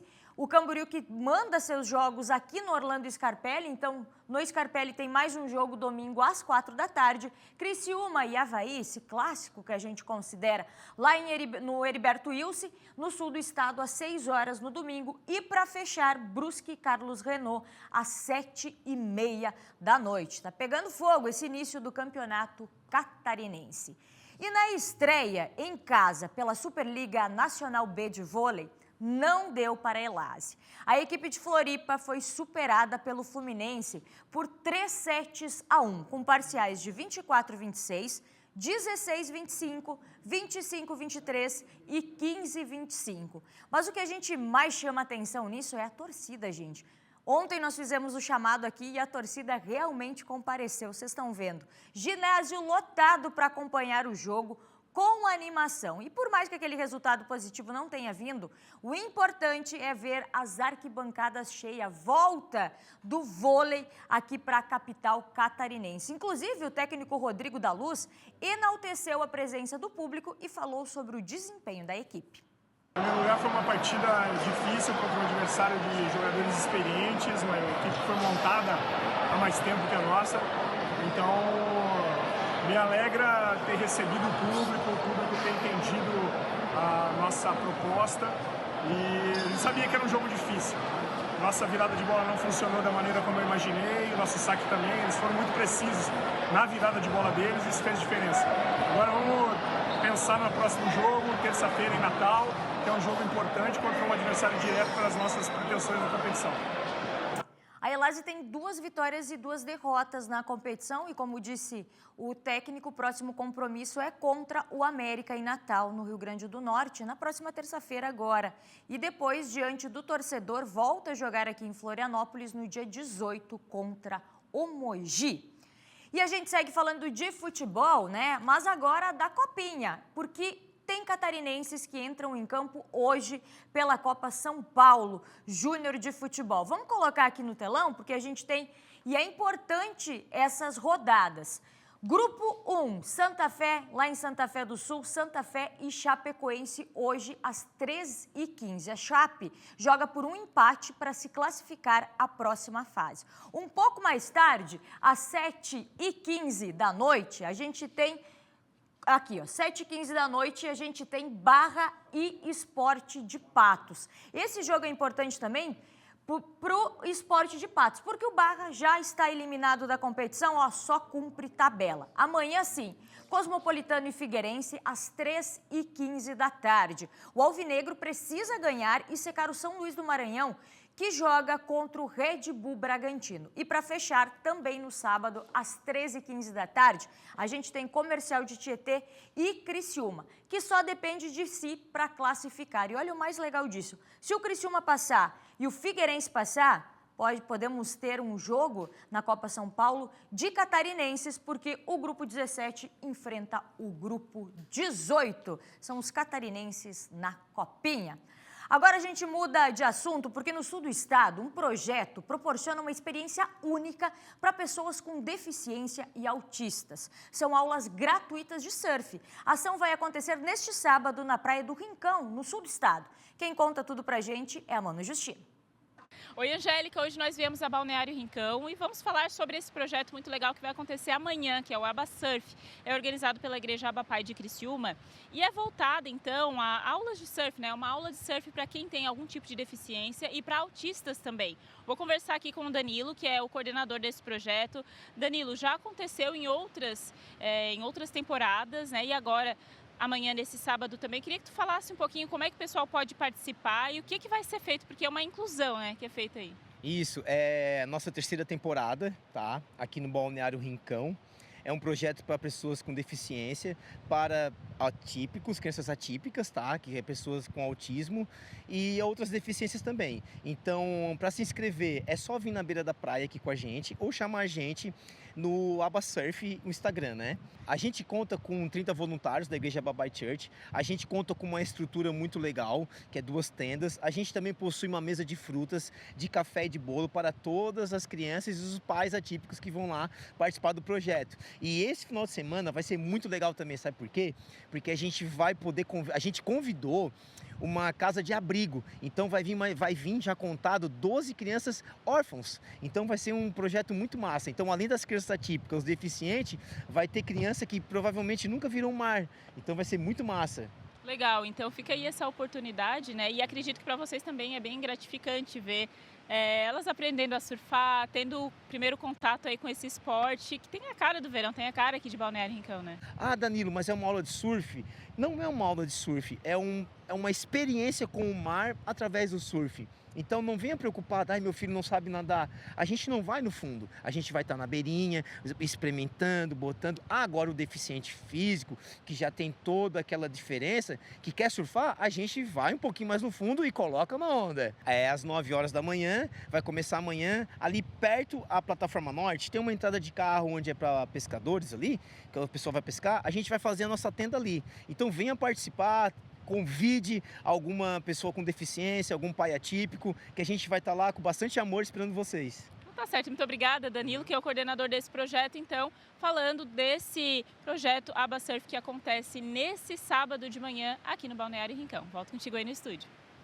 Boa, Manu! E hoje, sexta-feira, é dia de conferir mais um episódio da nossa super série. É o SCC Sport no Flow do Verão.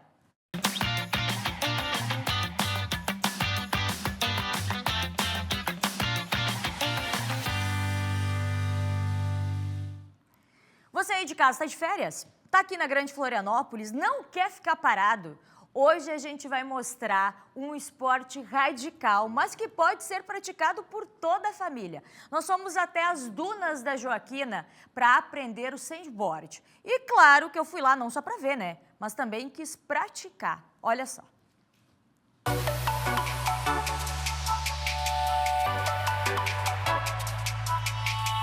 No leste de Florianópolis, as dunas da Joaquina ficam em um local ideal para quem gosta de praticar esporte no ritmo das férias e no clima da praia.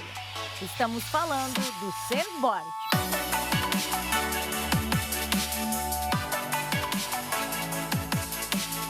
É um esporte que a gente pode dizer que foi criado aqui em Florianópolis, tem muita...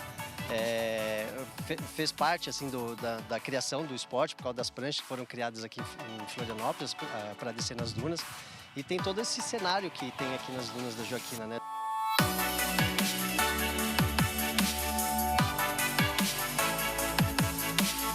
Esse é o Digiacomo Dias, mais conhecido como Digi Dias, atleta profissional de sandboard, tetracampeão mundial, pioneiro em manobras inéditas, construiu uma carreira marcada por inovação, títulos e exploração de dunas ao redor do mundo. Se liga nessas manobras! Ele também atua como expedicionário de desertos, levando a galera para praticar o esporte em diversos países. As coisas foram fluindo naturalmente. Quando fui ver, estava participando de campeonatos internacionais, depois teve mundial e as coisas foram fluindo naturalmente, assim, né? E até hoje eu pratico sandboard, não estou mais competindo, mas a gente faz expedições, a gente dá aula também para as pessoas, a gente tem um projeto social. O esporte sempre está na minha vida, né? E aqui as dunas da Joaquina, para mim, é um dos melhores lugares do mundo para a prática do sandboard, porque a qualidade da areia é excelente.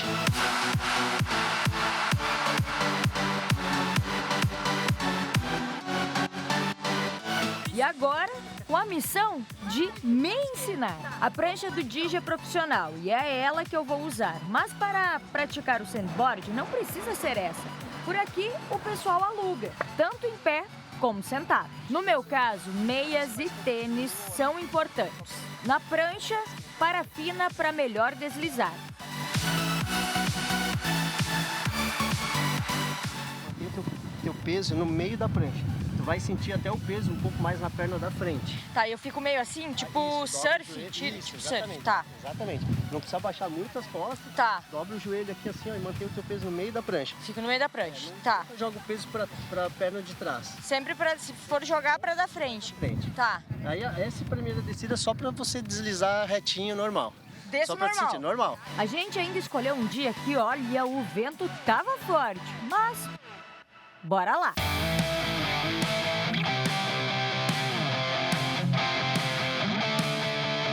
Não se assusta com a velocidade que ela vai parar. Eu fico assim? Fica, flexiona um pouquinho mais o joelho. Isso, olha lá pra frente. Vai lá, mantém essa posição até o final. Tá. Vai lá, só mantém, só mantém. Boa, boa. Mantém, mantém. Aê! É isso aí. Muito bem.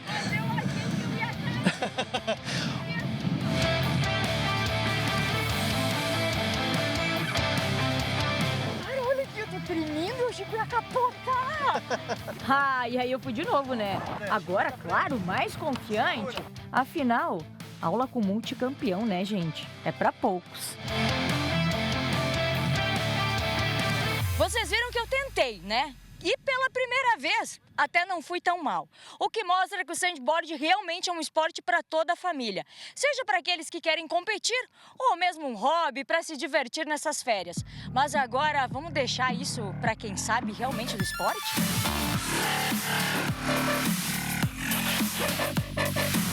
Essa família veio de São Paulo, primeira vez deles praticando sandboard. Os meninos mandaram bem demais. Já o pai aprendeu rapidinho? É, foi muito rápido. Mas é que tu é atleta, né, Nicolas? Joga futebol, então pra ti é um pouquinho mais fácil. É. E o irmão, como é o nome do irmão? Antônio. Antônio, e aí, achou muito difícil? Foi legal? Como é que é? É, foi fácil, porque a gente já faz esporte, né? Aí fica mais fácil as coisas. Ah, primeira vez também, difícil pra caramba. Achou difícil? Os guris acharam facinho, agora o pai... É que eles não têm medo, né? O joelho molinho, que o tornozelo, agora o pai já... Nas câmeras, eu fui bem demais. Agora, foi só inventar de querer fazer algo para as redes sociais e querer descer na curvinha? Olha só.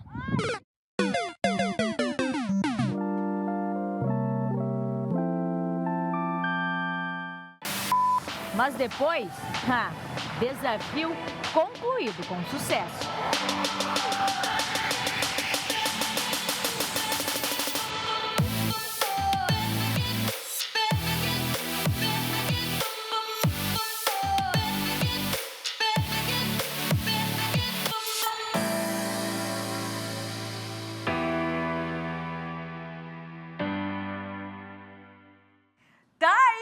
Gente, vocês viram? Até que mandei bem, né, na primeira aula, mas também, né, multicampeão, o Digi ali foi fácil. Mas fica aí uma opção para você que tá por aqui, para a família toda, curtir as férias, as dunas da Juaca, é legal demais.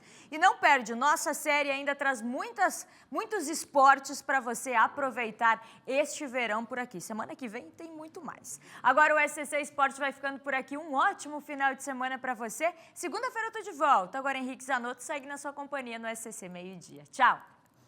Valeu, Angélica. Até segunda ela volta com o nosso SCC Sport. E agora a gente traz a informação que a gente tem acompanhado nessa edição de sexta-feira aqui do nosso SCC Meio-Dia sobre um protesto que interditou por volta das 11 horas da manhã de hoje um trecho do contorno viário na Grande Florianópolis da BR-101. E a informação oficial que nós recebemos da concessionária que administra o trecho é a seguinte, que é o túnel de Biguaçu, o túnel 1, local do protesto, no quilômetro 23, sentido norte e sul, que foi bloqueada realmente essa faixa por um grupo de colaboradores da empresa MCS Engenharia, que esse grupo alega falta de pagamento por parte de outra empresa, a CW Firpo, que é prestadora de serviço da concessionária. Então, a Arteres esclarece que mantém todos os seus compromissos em dia, inclusive com a empresa CW Firpo.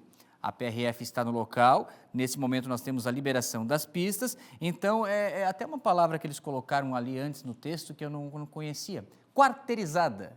É a empresa contratada pela terceirizada. Então esse é o rolo que deu para entender disso tudo, é isso, né?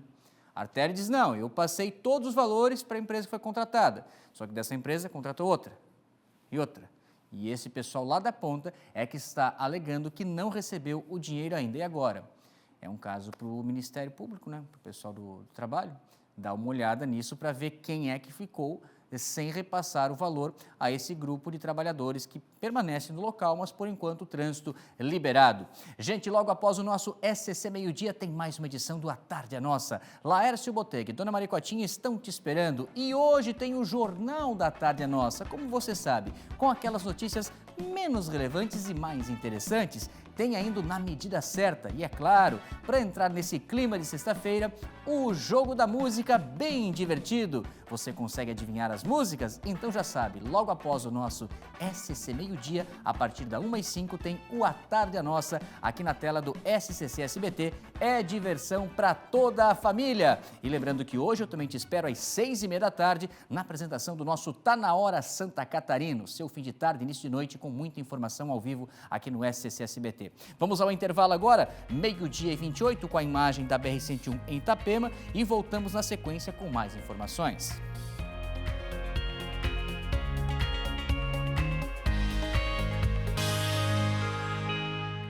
Voltamos aqui com a sua companhia no nosso SCC Meio-Dia e agora chegou a hora de atualizar as informações da previsão do tempo.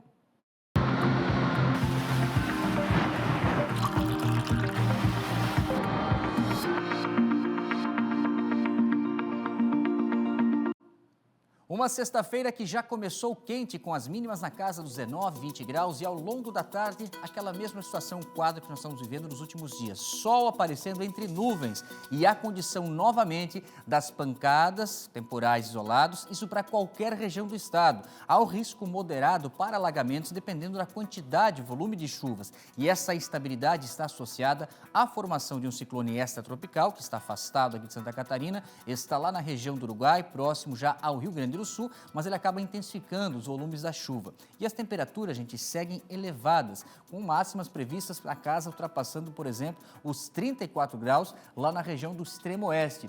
Vejam que aqui na Grande Florianópolis e Norte se mantém nos 30, no Vale um pouquinho mais também, 31, e aqui no Sul também na casa dos 29, 30 graus. E o fim de semana segue com esse tempo instável. No sábado, esse ciclone se afasta em direção ao oceano, mas ainda mantém um tempo bastante instável aqui em Santa Catarina. Há até mesmo o risco de temporais entre a tarde e a noite em todo o estado, com atenção mais para a região do meio-oeste ao litoral. Nessas regiões, os temporais podem ser ainda mais intensos, com chuva, alagamentos, enxurradas, rajadas de vento e a possibilidade de granizo. No domingo, gente, também a chuva atinge todas as regiões desde a madrugada e se estende ao longo do dia, novamente com risco de temporais. Do oeste ao meio-oeste, o tempo melhora a partir da tarde. E as temperaturas seguem elevadas, com as máximas ultrapassando os 30 graus no sábado e também com essa condição de chuva, né? Dependendo da região, fica um pouquinho mais ameno. Então, no sábado a chuva pode vir à tarde e no domingo já essa mudança também. Vamos lá com mais informações para você que está acompanhando o nosso SCC Meio-Dia. Agora a gente volta a falar sobre aqueles casos de furtos dos hidrômetros lá em Chapecó, porque a Polícia Militar tem atendido a boletins, ocorrência e até o caso de um sujeito que foi preso, suspeito justamente de cometer o furto a esses equipamentos. O Felipe Bastos tem acompanhado e traz mais informações para a gente. Olá para você que acompanha o SCC Meio-Dia. Ainda nesta quinta-feira nós mostramos a preocupação da Casan referente à grande quantidade de furtos de hidrômetros aqui na cidade de Chapecó. Nós temos imagens agora para mostrar para o nosso telespectador que comprovam essa onda de furtos que tem acontecido em diferentes bairros da cidade. Esse flagrante foi registrado na rua Clevelândia, aqui na cidade, e mostram o exato momento em que um homem que estava caminhando pela rua, ele chega perto desse hidrômetro, arranca ele do local ali e foge na maior naturalidade possível. Nós procuramos a Polícia Militar, que confirmou essa onda de furtos de hidrômetros aqui na cidade, e por causa disso, um homem ele foi preso por praticar esse tipo de crime. Na verdade, ele foi preso na tarde da última quarta-feira, um homem suspeito de furtar hidrômetros da Casan. A prisão ela foi feita no bairro Maria Gorete. De acordo com a Polícia Militar, vários hidrômetros teriam sido furtados durante a madrugada. Após receber informações, as guarnições iniciaram buscas pela região, é claro, para evitar novos crimes. Por volta das 2 horas da tarde da última quarta-feira, um homem de 37 anos foi abordado carregando um hidrômetro e também uma pedra de crack. Durante essa abordagem, o suspeito não soube explicar a origem do equipamento e apresentava falas desconexas. Em seguida, os policiais realizaram novas diligências e localizaram o estabelecimento onde havia ocorrido o furto. O major da Polícia Militar, ele gravou um vídeo para a gente contando mais detalhes sobre essas ocorrências. Acompanhe. A Polícia Militar está fazendo um levantamento das ocorrências, pontuando aonde elas estão acontecendo. O Serviço de Inteligência está levantando possíveis receptadores desse material e nós conseguimos lograr êxito na abordagem de um masculino que estava conduzindo um desses materiais. Por medo de represália da sua própria vida, ele não nos relatou aonde ele está vendendo o material, mas as nossas equipes estão levantando essas informações. Pedimos à população que, caso veja algum elemento suspeito, em atitude suspeita, perto dessas regiões de hidrômetro, dos relógios d'água, que nos comuniquem através do canal 190 ou do aplicativo PMSC Cidadão. Fica o alerta, então, extremamente importante caso você tenha sido alvo desses criminosos e, ao perceber algo que esteja acontecendo no seu estabelecimento ou até mesmo na sua residência, entre em contato com a Polícia Militar pelo telefone 190 ou também pelos telefones oficiais da Casan. Voltamos ao estúdio.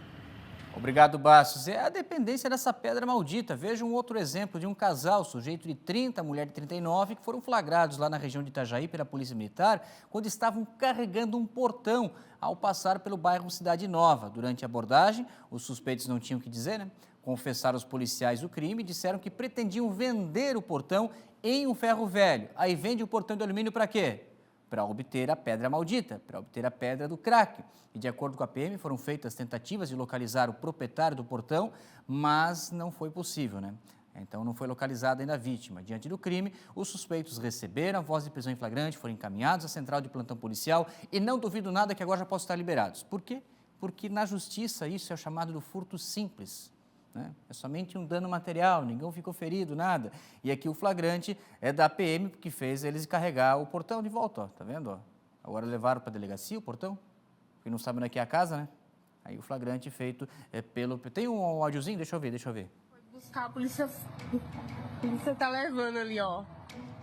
Ah, ó lá. Leve de volta não, que eu quero ver o portão. Ó lá. Aí sim, hein?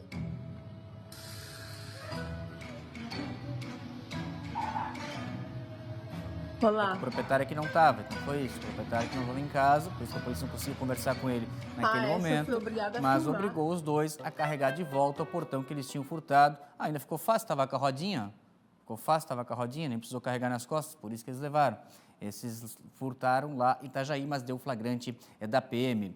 Vamos com mais informações agora de um assalto que aconteceu nessa tarde de quinta-feira lá em Benedito Novo. Os bandidos surpreenderam o pessoal dentro da agência. O Paulo César acompanhou e traz mais detalhes para a gente, para saber se a polícia já identificou quem são os assaltantes, se tem mais gente envolvida nesse crime. Meu caro Paulo César, a informação ao vivo é contigo.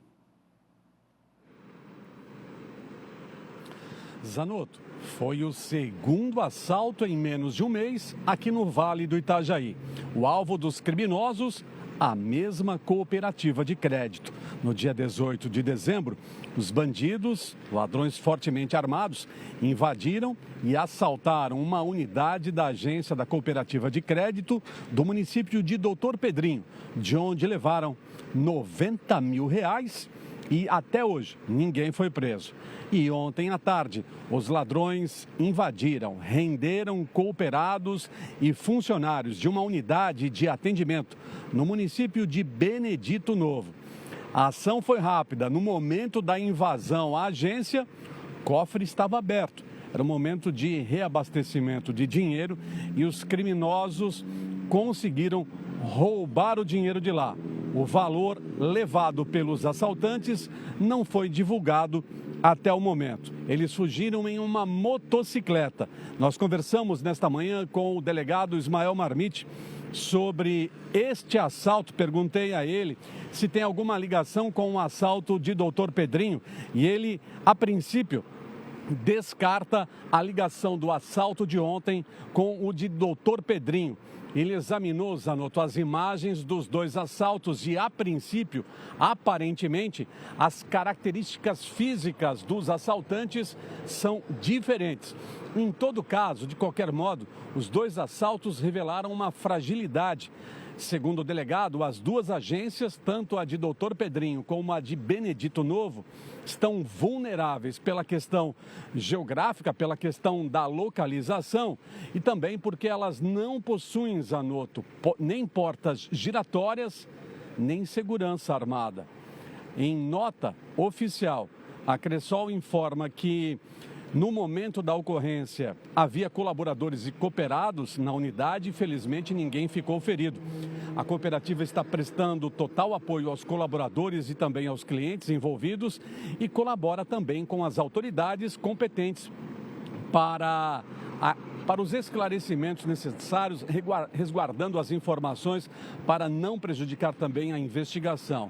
As atividades da agência de Benedito Novo devem ser retomadas na segunda-feira. Até lá, os cooperados podem utilizar normalmente os canais digitais como o aplicativo e o Internet Bank. Eu também perguntei para a cooperativa de crédito se depois de 2 assaltos em menos de um mês eles vão adotar alguma outra medida no sentido de reforçar a segurança das unidades. E a resposta foi a seguinte: reforçamos que a cooperativa mantém protocolos e investimentos contínuos em segurança em conformidade com a legislação competente. Após as ocorrências dessa natureza, as medidas serão revisadas internamente, sempre com foco na prevenção e na proteção das pessoas. 2 assaltos em menos de um mês aqui no Vale do Itajaí, o alvo a mesma cooperativa de crédito.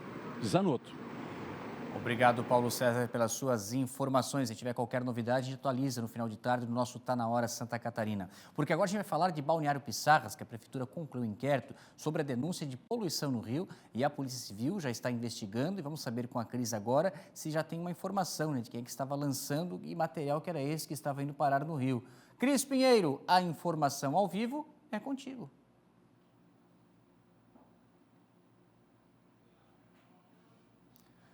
Não estou ouvindo a Cris. Espere só um pouquinho, Cris, que nós não estamos conseguindo te ouvir.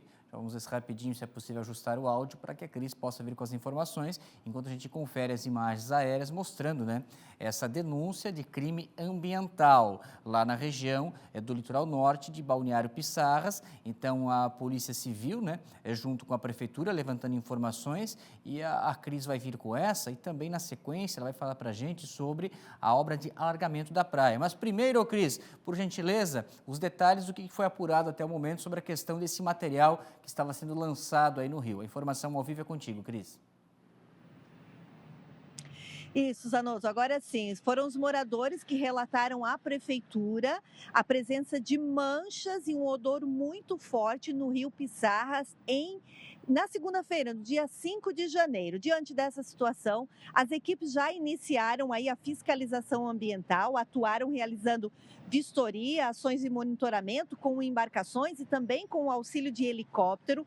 O relatório, como você falou, sobre as denúncias, sobre esse lançamento irregular de efluentes no rio Pissarras foi concluído e o caso agora está sob investigação da Polícia Civil, já que pode se tratar de crime ambiental. A investigação vai ser feita pela DIC de Navegantes e também de Balneário Pissarras. O relatório também foi encaminhado para o IMA, que é o Instituto do Meio Ambiente de Santa Catarina, também de Navegantes e para a Polícia Ambiental, porque há a possibilidade, inclusive, da existência de fontes poluidoras de outros municípios ali próximos de Pissarras. As equipes estão, neste momento, aguardando também as análises da qualidade de água para entregar à Polícia Civil para auxiliar aí nas investigações. Volto contigo, Zanotto. Muito bem, então a Cris falando para a gente sobre a questão do rio e tem também lá do alargamento, né, Cris? A cidade a gente está se preparando para realizar essa grande obra, aumentar a faixa de areia. O que nós temos informações dessa fase aí do serviço, como é que estão? Oi, Zanotto, novamente, né? Esse alargamento já é o 4º alargamento na praia de Balneário Pissarras, não sei se você lembra. Quem passa ali pela praia, próximo da Praia da Barra, já consegue ver aí as tubulações que estão sendo montadas ali. A draga deve chegar no dia 24 de janeiro. A obra vai ampliar a faixa de areia numa extensão de 2 quilômetros. O objetivo, claro, a gente sabe, é fortalecer a economia, gerar aí mais oportunidades de emprego e renda, além e principalmente criar uma barreira natural contra o avanço do mar, principalmente no período de ressacas.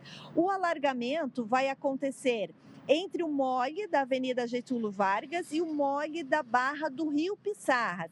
Ao todo serão projetados 379 mil metros cúbicos de areia ao longo da orla, com investimento de mais de 300 milhões de reais. A obra deve ser concluída em 60 dias. E como eu falei, a gente lembra, já vai ser o 4º alargamento em Pissarras. O primeiro aconteceu na década de 90 e 98, depois em 2008 e o último em 2012. Volto com você. Obrigado, Cris. Isso porque o mar vai avançando, né? Faz a obra, mas dependendo da ressaca, ele avança e precisa da manutenção. Mas são diversas praias, além dessa que a Cris trouxe as informações para a gente de Pissarras. Obrigado, Cris, pela sua participação. Na região norte também, né? Região norte do estado, a gente vai com o Luiz agora e ele também traz informações de alargamento de praia na região do litoral norte do estado de Santa Catarina. Meu caro Luiz, a informação ao vivo é contigo. É comigo, meu querido Henrique. Olha só, aqui no nosso litoral norte, o maior engordamento da história do Brasil está sendo feito e a obra chegou a 58,5% de execução na praia de Itapoá, onde a gente fez uma cobertura magnífica do Réveillon aqui do litoral do estado. Então, 5 quilômetros já foram concluídos dos 8,8 previstos na obra que acontece em Itapoá. Cerca de 3,4 milhões de metros quadrados já foram colocados nessa engorda que acontece ali no litoral, aqui no litoral norte, na cidade de Itapoá, sendo assim o maior engordamento de praias do Brasil. Fica em Itapoá, aqui no litoral norte. Volto contigo, Henrique. Valeu, Luiz. Obrigado pelas suas informações. Olha, a gente mostrou nessa edição uma senhora que estava numa cadeira de rodas, passando ali em frente à antiga terminal rodoviária aqui de Florianópolis, e ela reclamou das calçadas. E a Prefeitura informou, através de nota, o seguinte, que por meio de um trabalho multissetorial, busca aprimorar constantemente as condições de acessibilidade dos ambientes públicos, como as calçadas que nós mostrávamos na reportagem. E há atenção das equipes às condições de trafegabilidade nos trechos em que são de responsabilidade pública, sendo um aspecto prioritário ainda a elaboração de novos projetos, bem como oferece orientação aos moradores e demais entes privados responsáveis pela adequação e construção das calçadas nas áreas relacionadas às suas propriedades, através da calçada certa, que promove as devidas normas técnicas. Essa é a nota da Prefeitura. Agora o seguinte, aí em frente ao terminal antigo rodoviário, vai cobrar de quem? Hã? Se a calçada não estiver boa ali na frente da rodoviária, vai cobrar de quem? Quem é o proprietário? Quem é o responsável? Gente, vamos lá, daqui a pouquinho tem o nosso Tarde a Nossa com Laércio Botega e Dona Maricotinha te esperando. E tem ainda, hoje na edição de sexta-feira, o Jornal da Tarde a Nossa, daquele jeito que você sabe, com as notícias menos relevantes e mais interessantes. Tem ainda o Na Medida Certa e, é claro, para entrar nesse clima de sextou, o jogo da música bem divertido. Você consegue adivinhar as músicas? Vai vendo com a Maricotinha e com o Laércio, então você já sabe. É logo após o nosso SCC Meio-Dia, a 1h05. Chega o A Tarde a Nossa com a diversão garantida para toda a família. E hoje eu também te espero às 6h30 da tarde com o nosso Tá Na Hora Santa Catarina. Na sequência, a gente vai falar de 2 casos, um deles lá da região de Itajaí, envolvendo um sujeito que é apontado pela polícia como um assassino, um executor de uma quadrilha. E ele foi num velório onde um amigo dele perdeu a vida num confronto com a polícia no Paraná e o velório acontecendo aqui. E no velório deu prisão. Daqui a pouco a gente traz mais detalhes. Vamos agora dar uma olhada como está o sul catarinense, a região sul de Palhoça, né? É a região sul de Palhoça, Guarda do Embaú, Rio da Madre, com esse espetáculo, com essa beleza toda. Intervalo, voltamos na sequência. Faltam 11 para 1.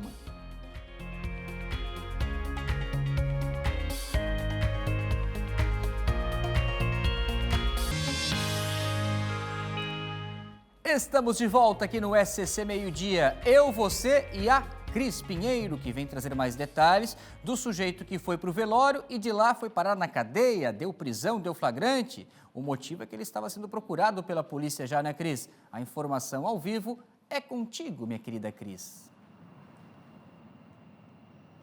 Ô Zanozzi, a gente faz mágica aqui, né? Eu estava ali na Beira Rio, agora eu já estou bem aqui na frente da DIC, que é a Divisão de Investigação Criminal aqui de Itajaí.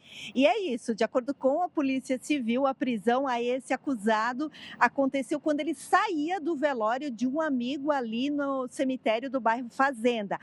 Nas imagens, Anoto, a gente percebe inclusive uma mulher da família dele tentando atrapalhar aí a abordagem policial. A polícia já vinha investigando este homem, ele é acusado de cometer 2 homicídios aqui em Itajaí, um registrado no dia 13 de setembro. A vítima, um homem de 44 anos, teria sido abordada no bairro Cidade Nova e foi atingido por 13 tiros. O outro homicídio aconteceu no ano passado.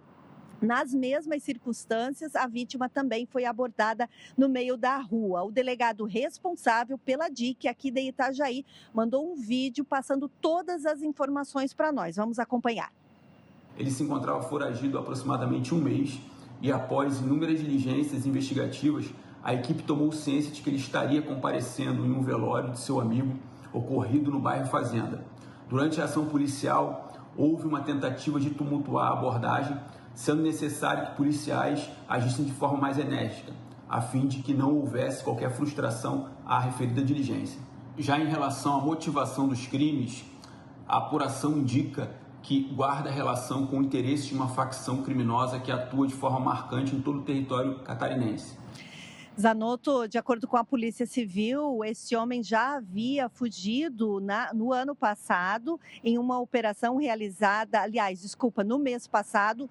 2 homens identificados como comparsas dele chegaram a ser presos. Na época foram presos esses 2, aí o suspeito foi encaminhado já para o presídio aqui de Itajaí, está à disposição da Justiça, mas a investigação segue, viu, Zanotto? Volto com você, boa tarde a todos, bom final de semana, a gente retorna na segunda-feira, se Deus quiser. Valeu, Cris, um abraço para você, um ótimo fim de semana. A nossa Cris com as informações ao vivo da região do litoral norte do estado. Vamos lá agora ao nosso portal SCC10, que a Sofia já está aqui esperando, para trazer informações na área política, que o senador Esperidião Amin protocolou o quê? Novo projeto propondo anistia. Sofia, o detalhe da informação contigo. Bom dia, querida. Bom dia, boa tarde aí, Zanotto, para todo mundo que nos acompanha aqui na SCC Meio-Dia. Pois é, novidades na política, viu? Diante do veto total do presidente Lula, o projeto de lei da dosimetria, projeto que reduz a pena de condenados por crimes relacionados aos atos de 8 de janeiro de 2023, incluindo também o ex-presidente Jair Bolsonaro, o senador Esperidião Amin protocolou um novo projeto propondo anistia. O projeto da dosimetria, esse que foi vetado, já havia sido aprovado pelo Congresso no final do ano passado e Amin era o relator desse projeto de lei no Senado. Os parlamentares agora estão em recesso, mas a oposição já está se mobilizando para derrubar o veto do presidente na primeira sessão conjunta de deputados e senadores. Enquanto isso, integrantes da base governista vão tentar virar votos no próprio Senado para evitar a derrubada do veto. Cenas dos próximos capítulos, então, né? E aqui na matéria do portal, a gente tem a nota completa do que diz o senador Amin sobre o PL da anistia, né? Isso que ele está propondo agora, inclusive com as propostas desse projeto aí para que contemplam, né, nesse novo PL da anistia que ele vai tentar aprovar aí, viu, Zanotto? Obrigado, Sofia. Essas e outras informações você acompanha no nosso portal SCC10. Voltas ainda hoje ou partiu o fim de semana? Será? O que o Parada te diz aí no ponto? Partiu o fim de semana. Partiu o fim de semana? Isso. Bom fim de semana, Zanotto. Valeu, Sofia. Obrigado, querida. Obrigada. A gente fala agora da demanda de profissionais na área de zootecnia, que está crescendo aqui em Santa Catarina, mas a formação desses novos profissionais não acompanha esse ritmo. Confira na reportagem do Felipe Bastos com as imagens do Andrés Rodrigues. A escassez de mão de obra no agronegócio já é uma realidade em Santa Catarina. Um dos setores mais afetados é o da zootecnia, área essencial para a produção animal, a gestão das propriedades e o avanço tecnológico no campo. Com a modernização das atividades rurais e o aumento das exigências produtivas, a procura por zootecnistas cresce mais rápido do que a formação de novos profissionais. A gente tem recebido com muita recorrência solicitações de empresas de multinacionais a empresas regionais, cooperativas, a indicação de zootecnista para atuar nas diversas áreas. Segundo a coordenação do curso de zootecnia desta universidade, as oportunidades são frequentes e, na maioria das vezes, com boa remuneração, benefícios e segurança financeira. Mesmo assim, muitas vagas permanecem abertas por meses.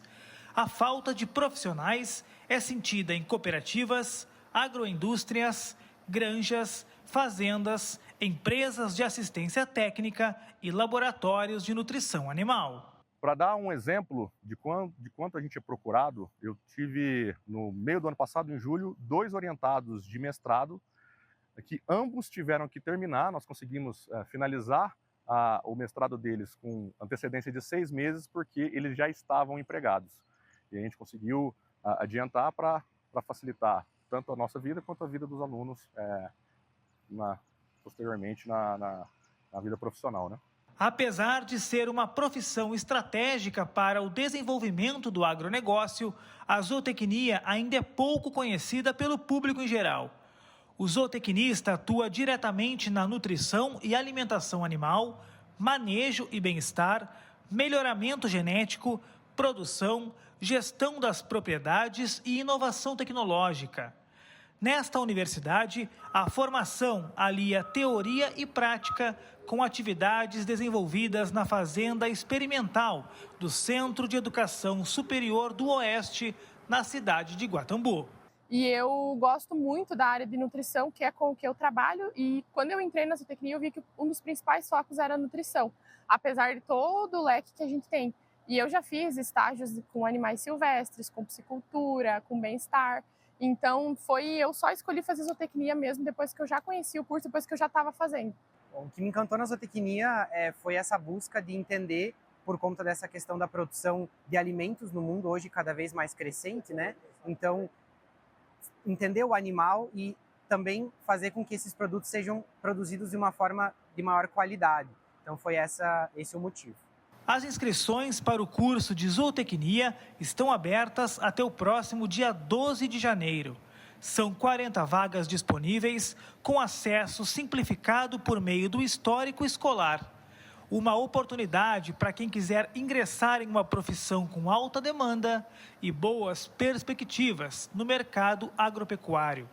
E um detalhe importante: todas as vagas e também as inscrições são de graça.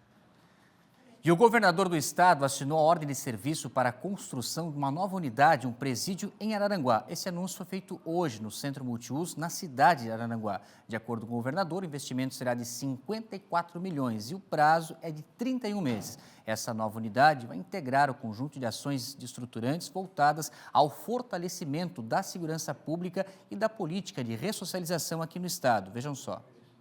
E esse processo aqui que vai custar 54 milhões, nós vamos fazer um presídio decente com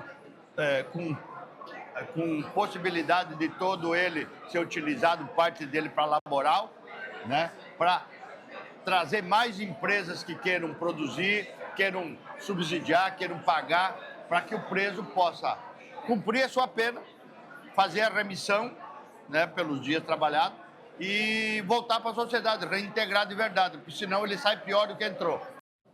E essa nova unidade será implantada no mesmo terreno da atual estrutura e vai contar com pouco mais de 10 mil metros quadrados de área construída, o que deve ampliar a capacidade, passando para 686 vagas. Gente, e amanhã tem estreia o Desafio Show, uma superprodução gravada aqui em Santa Catarina.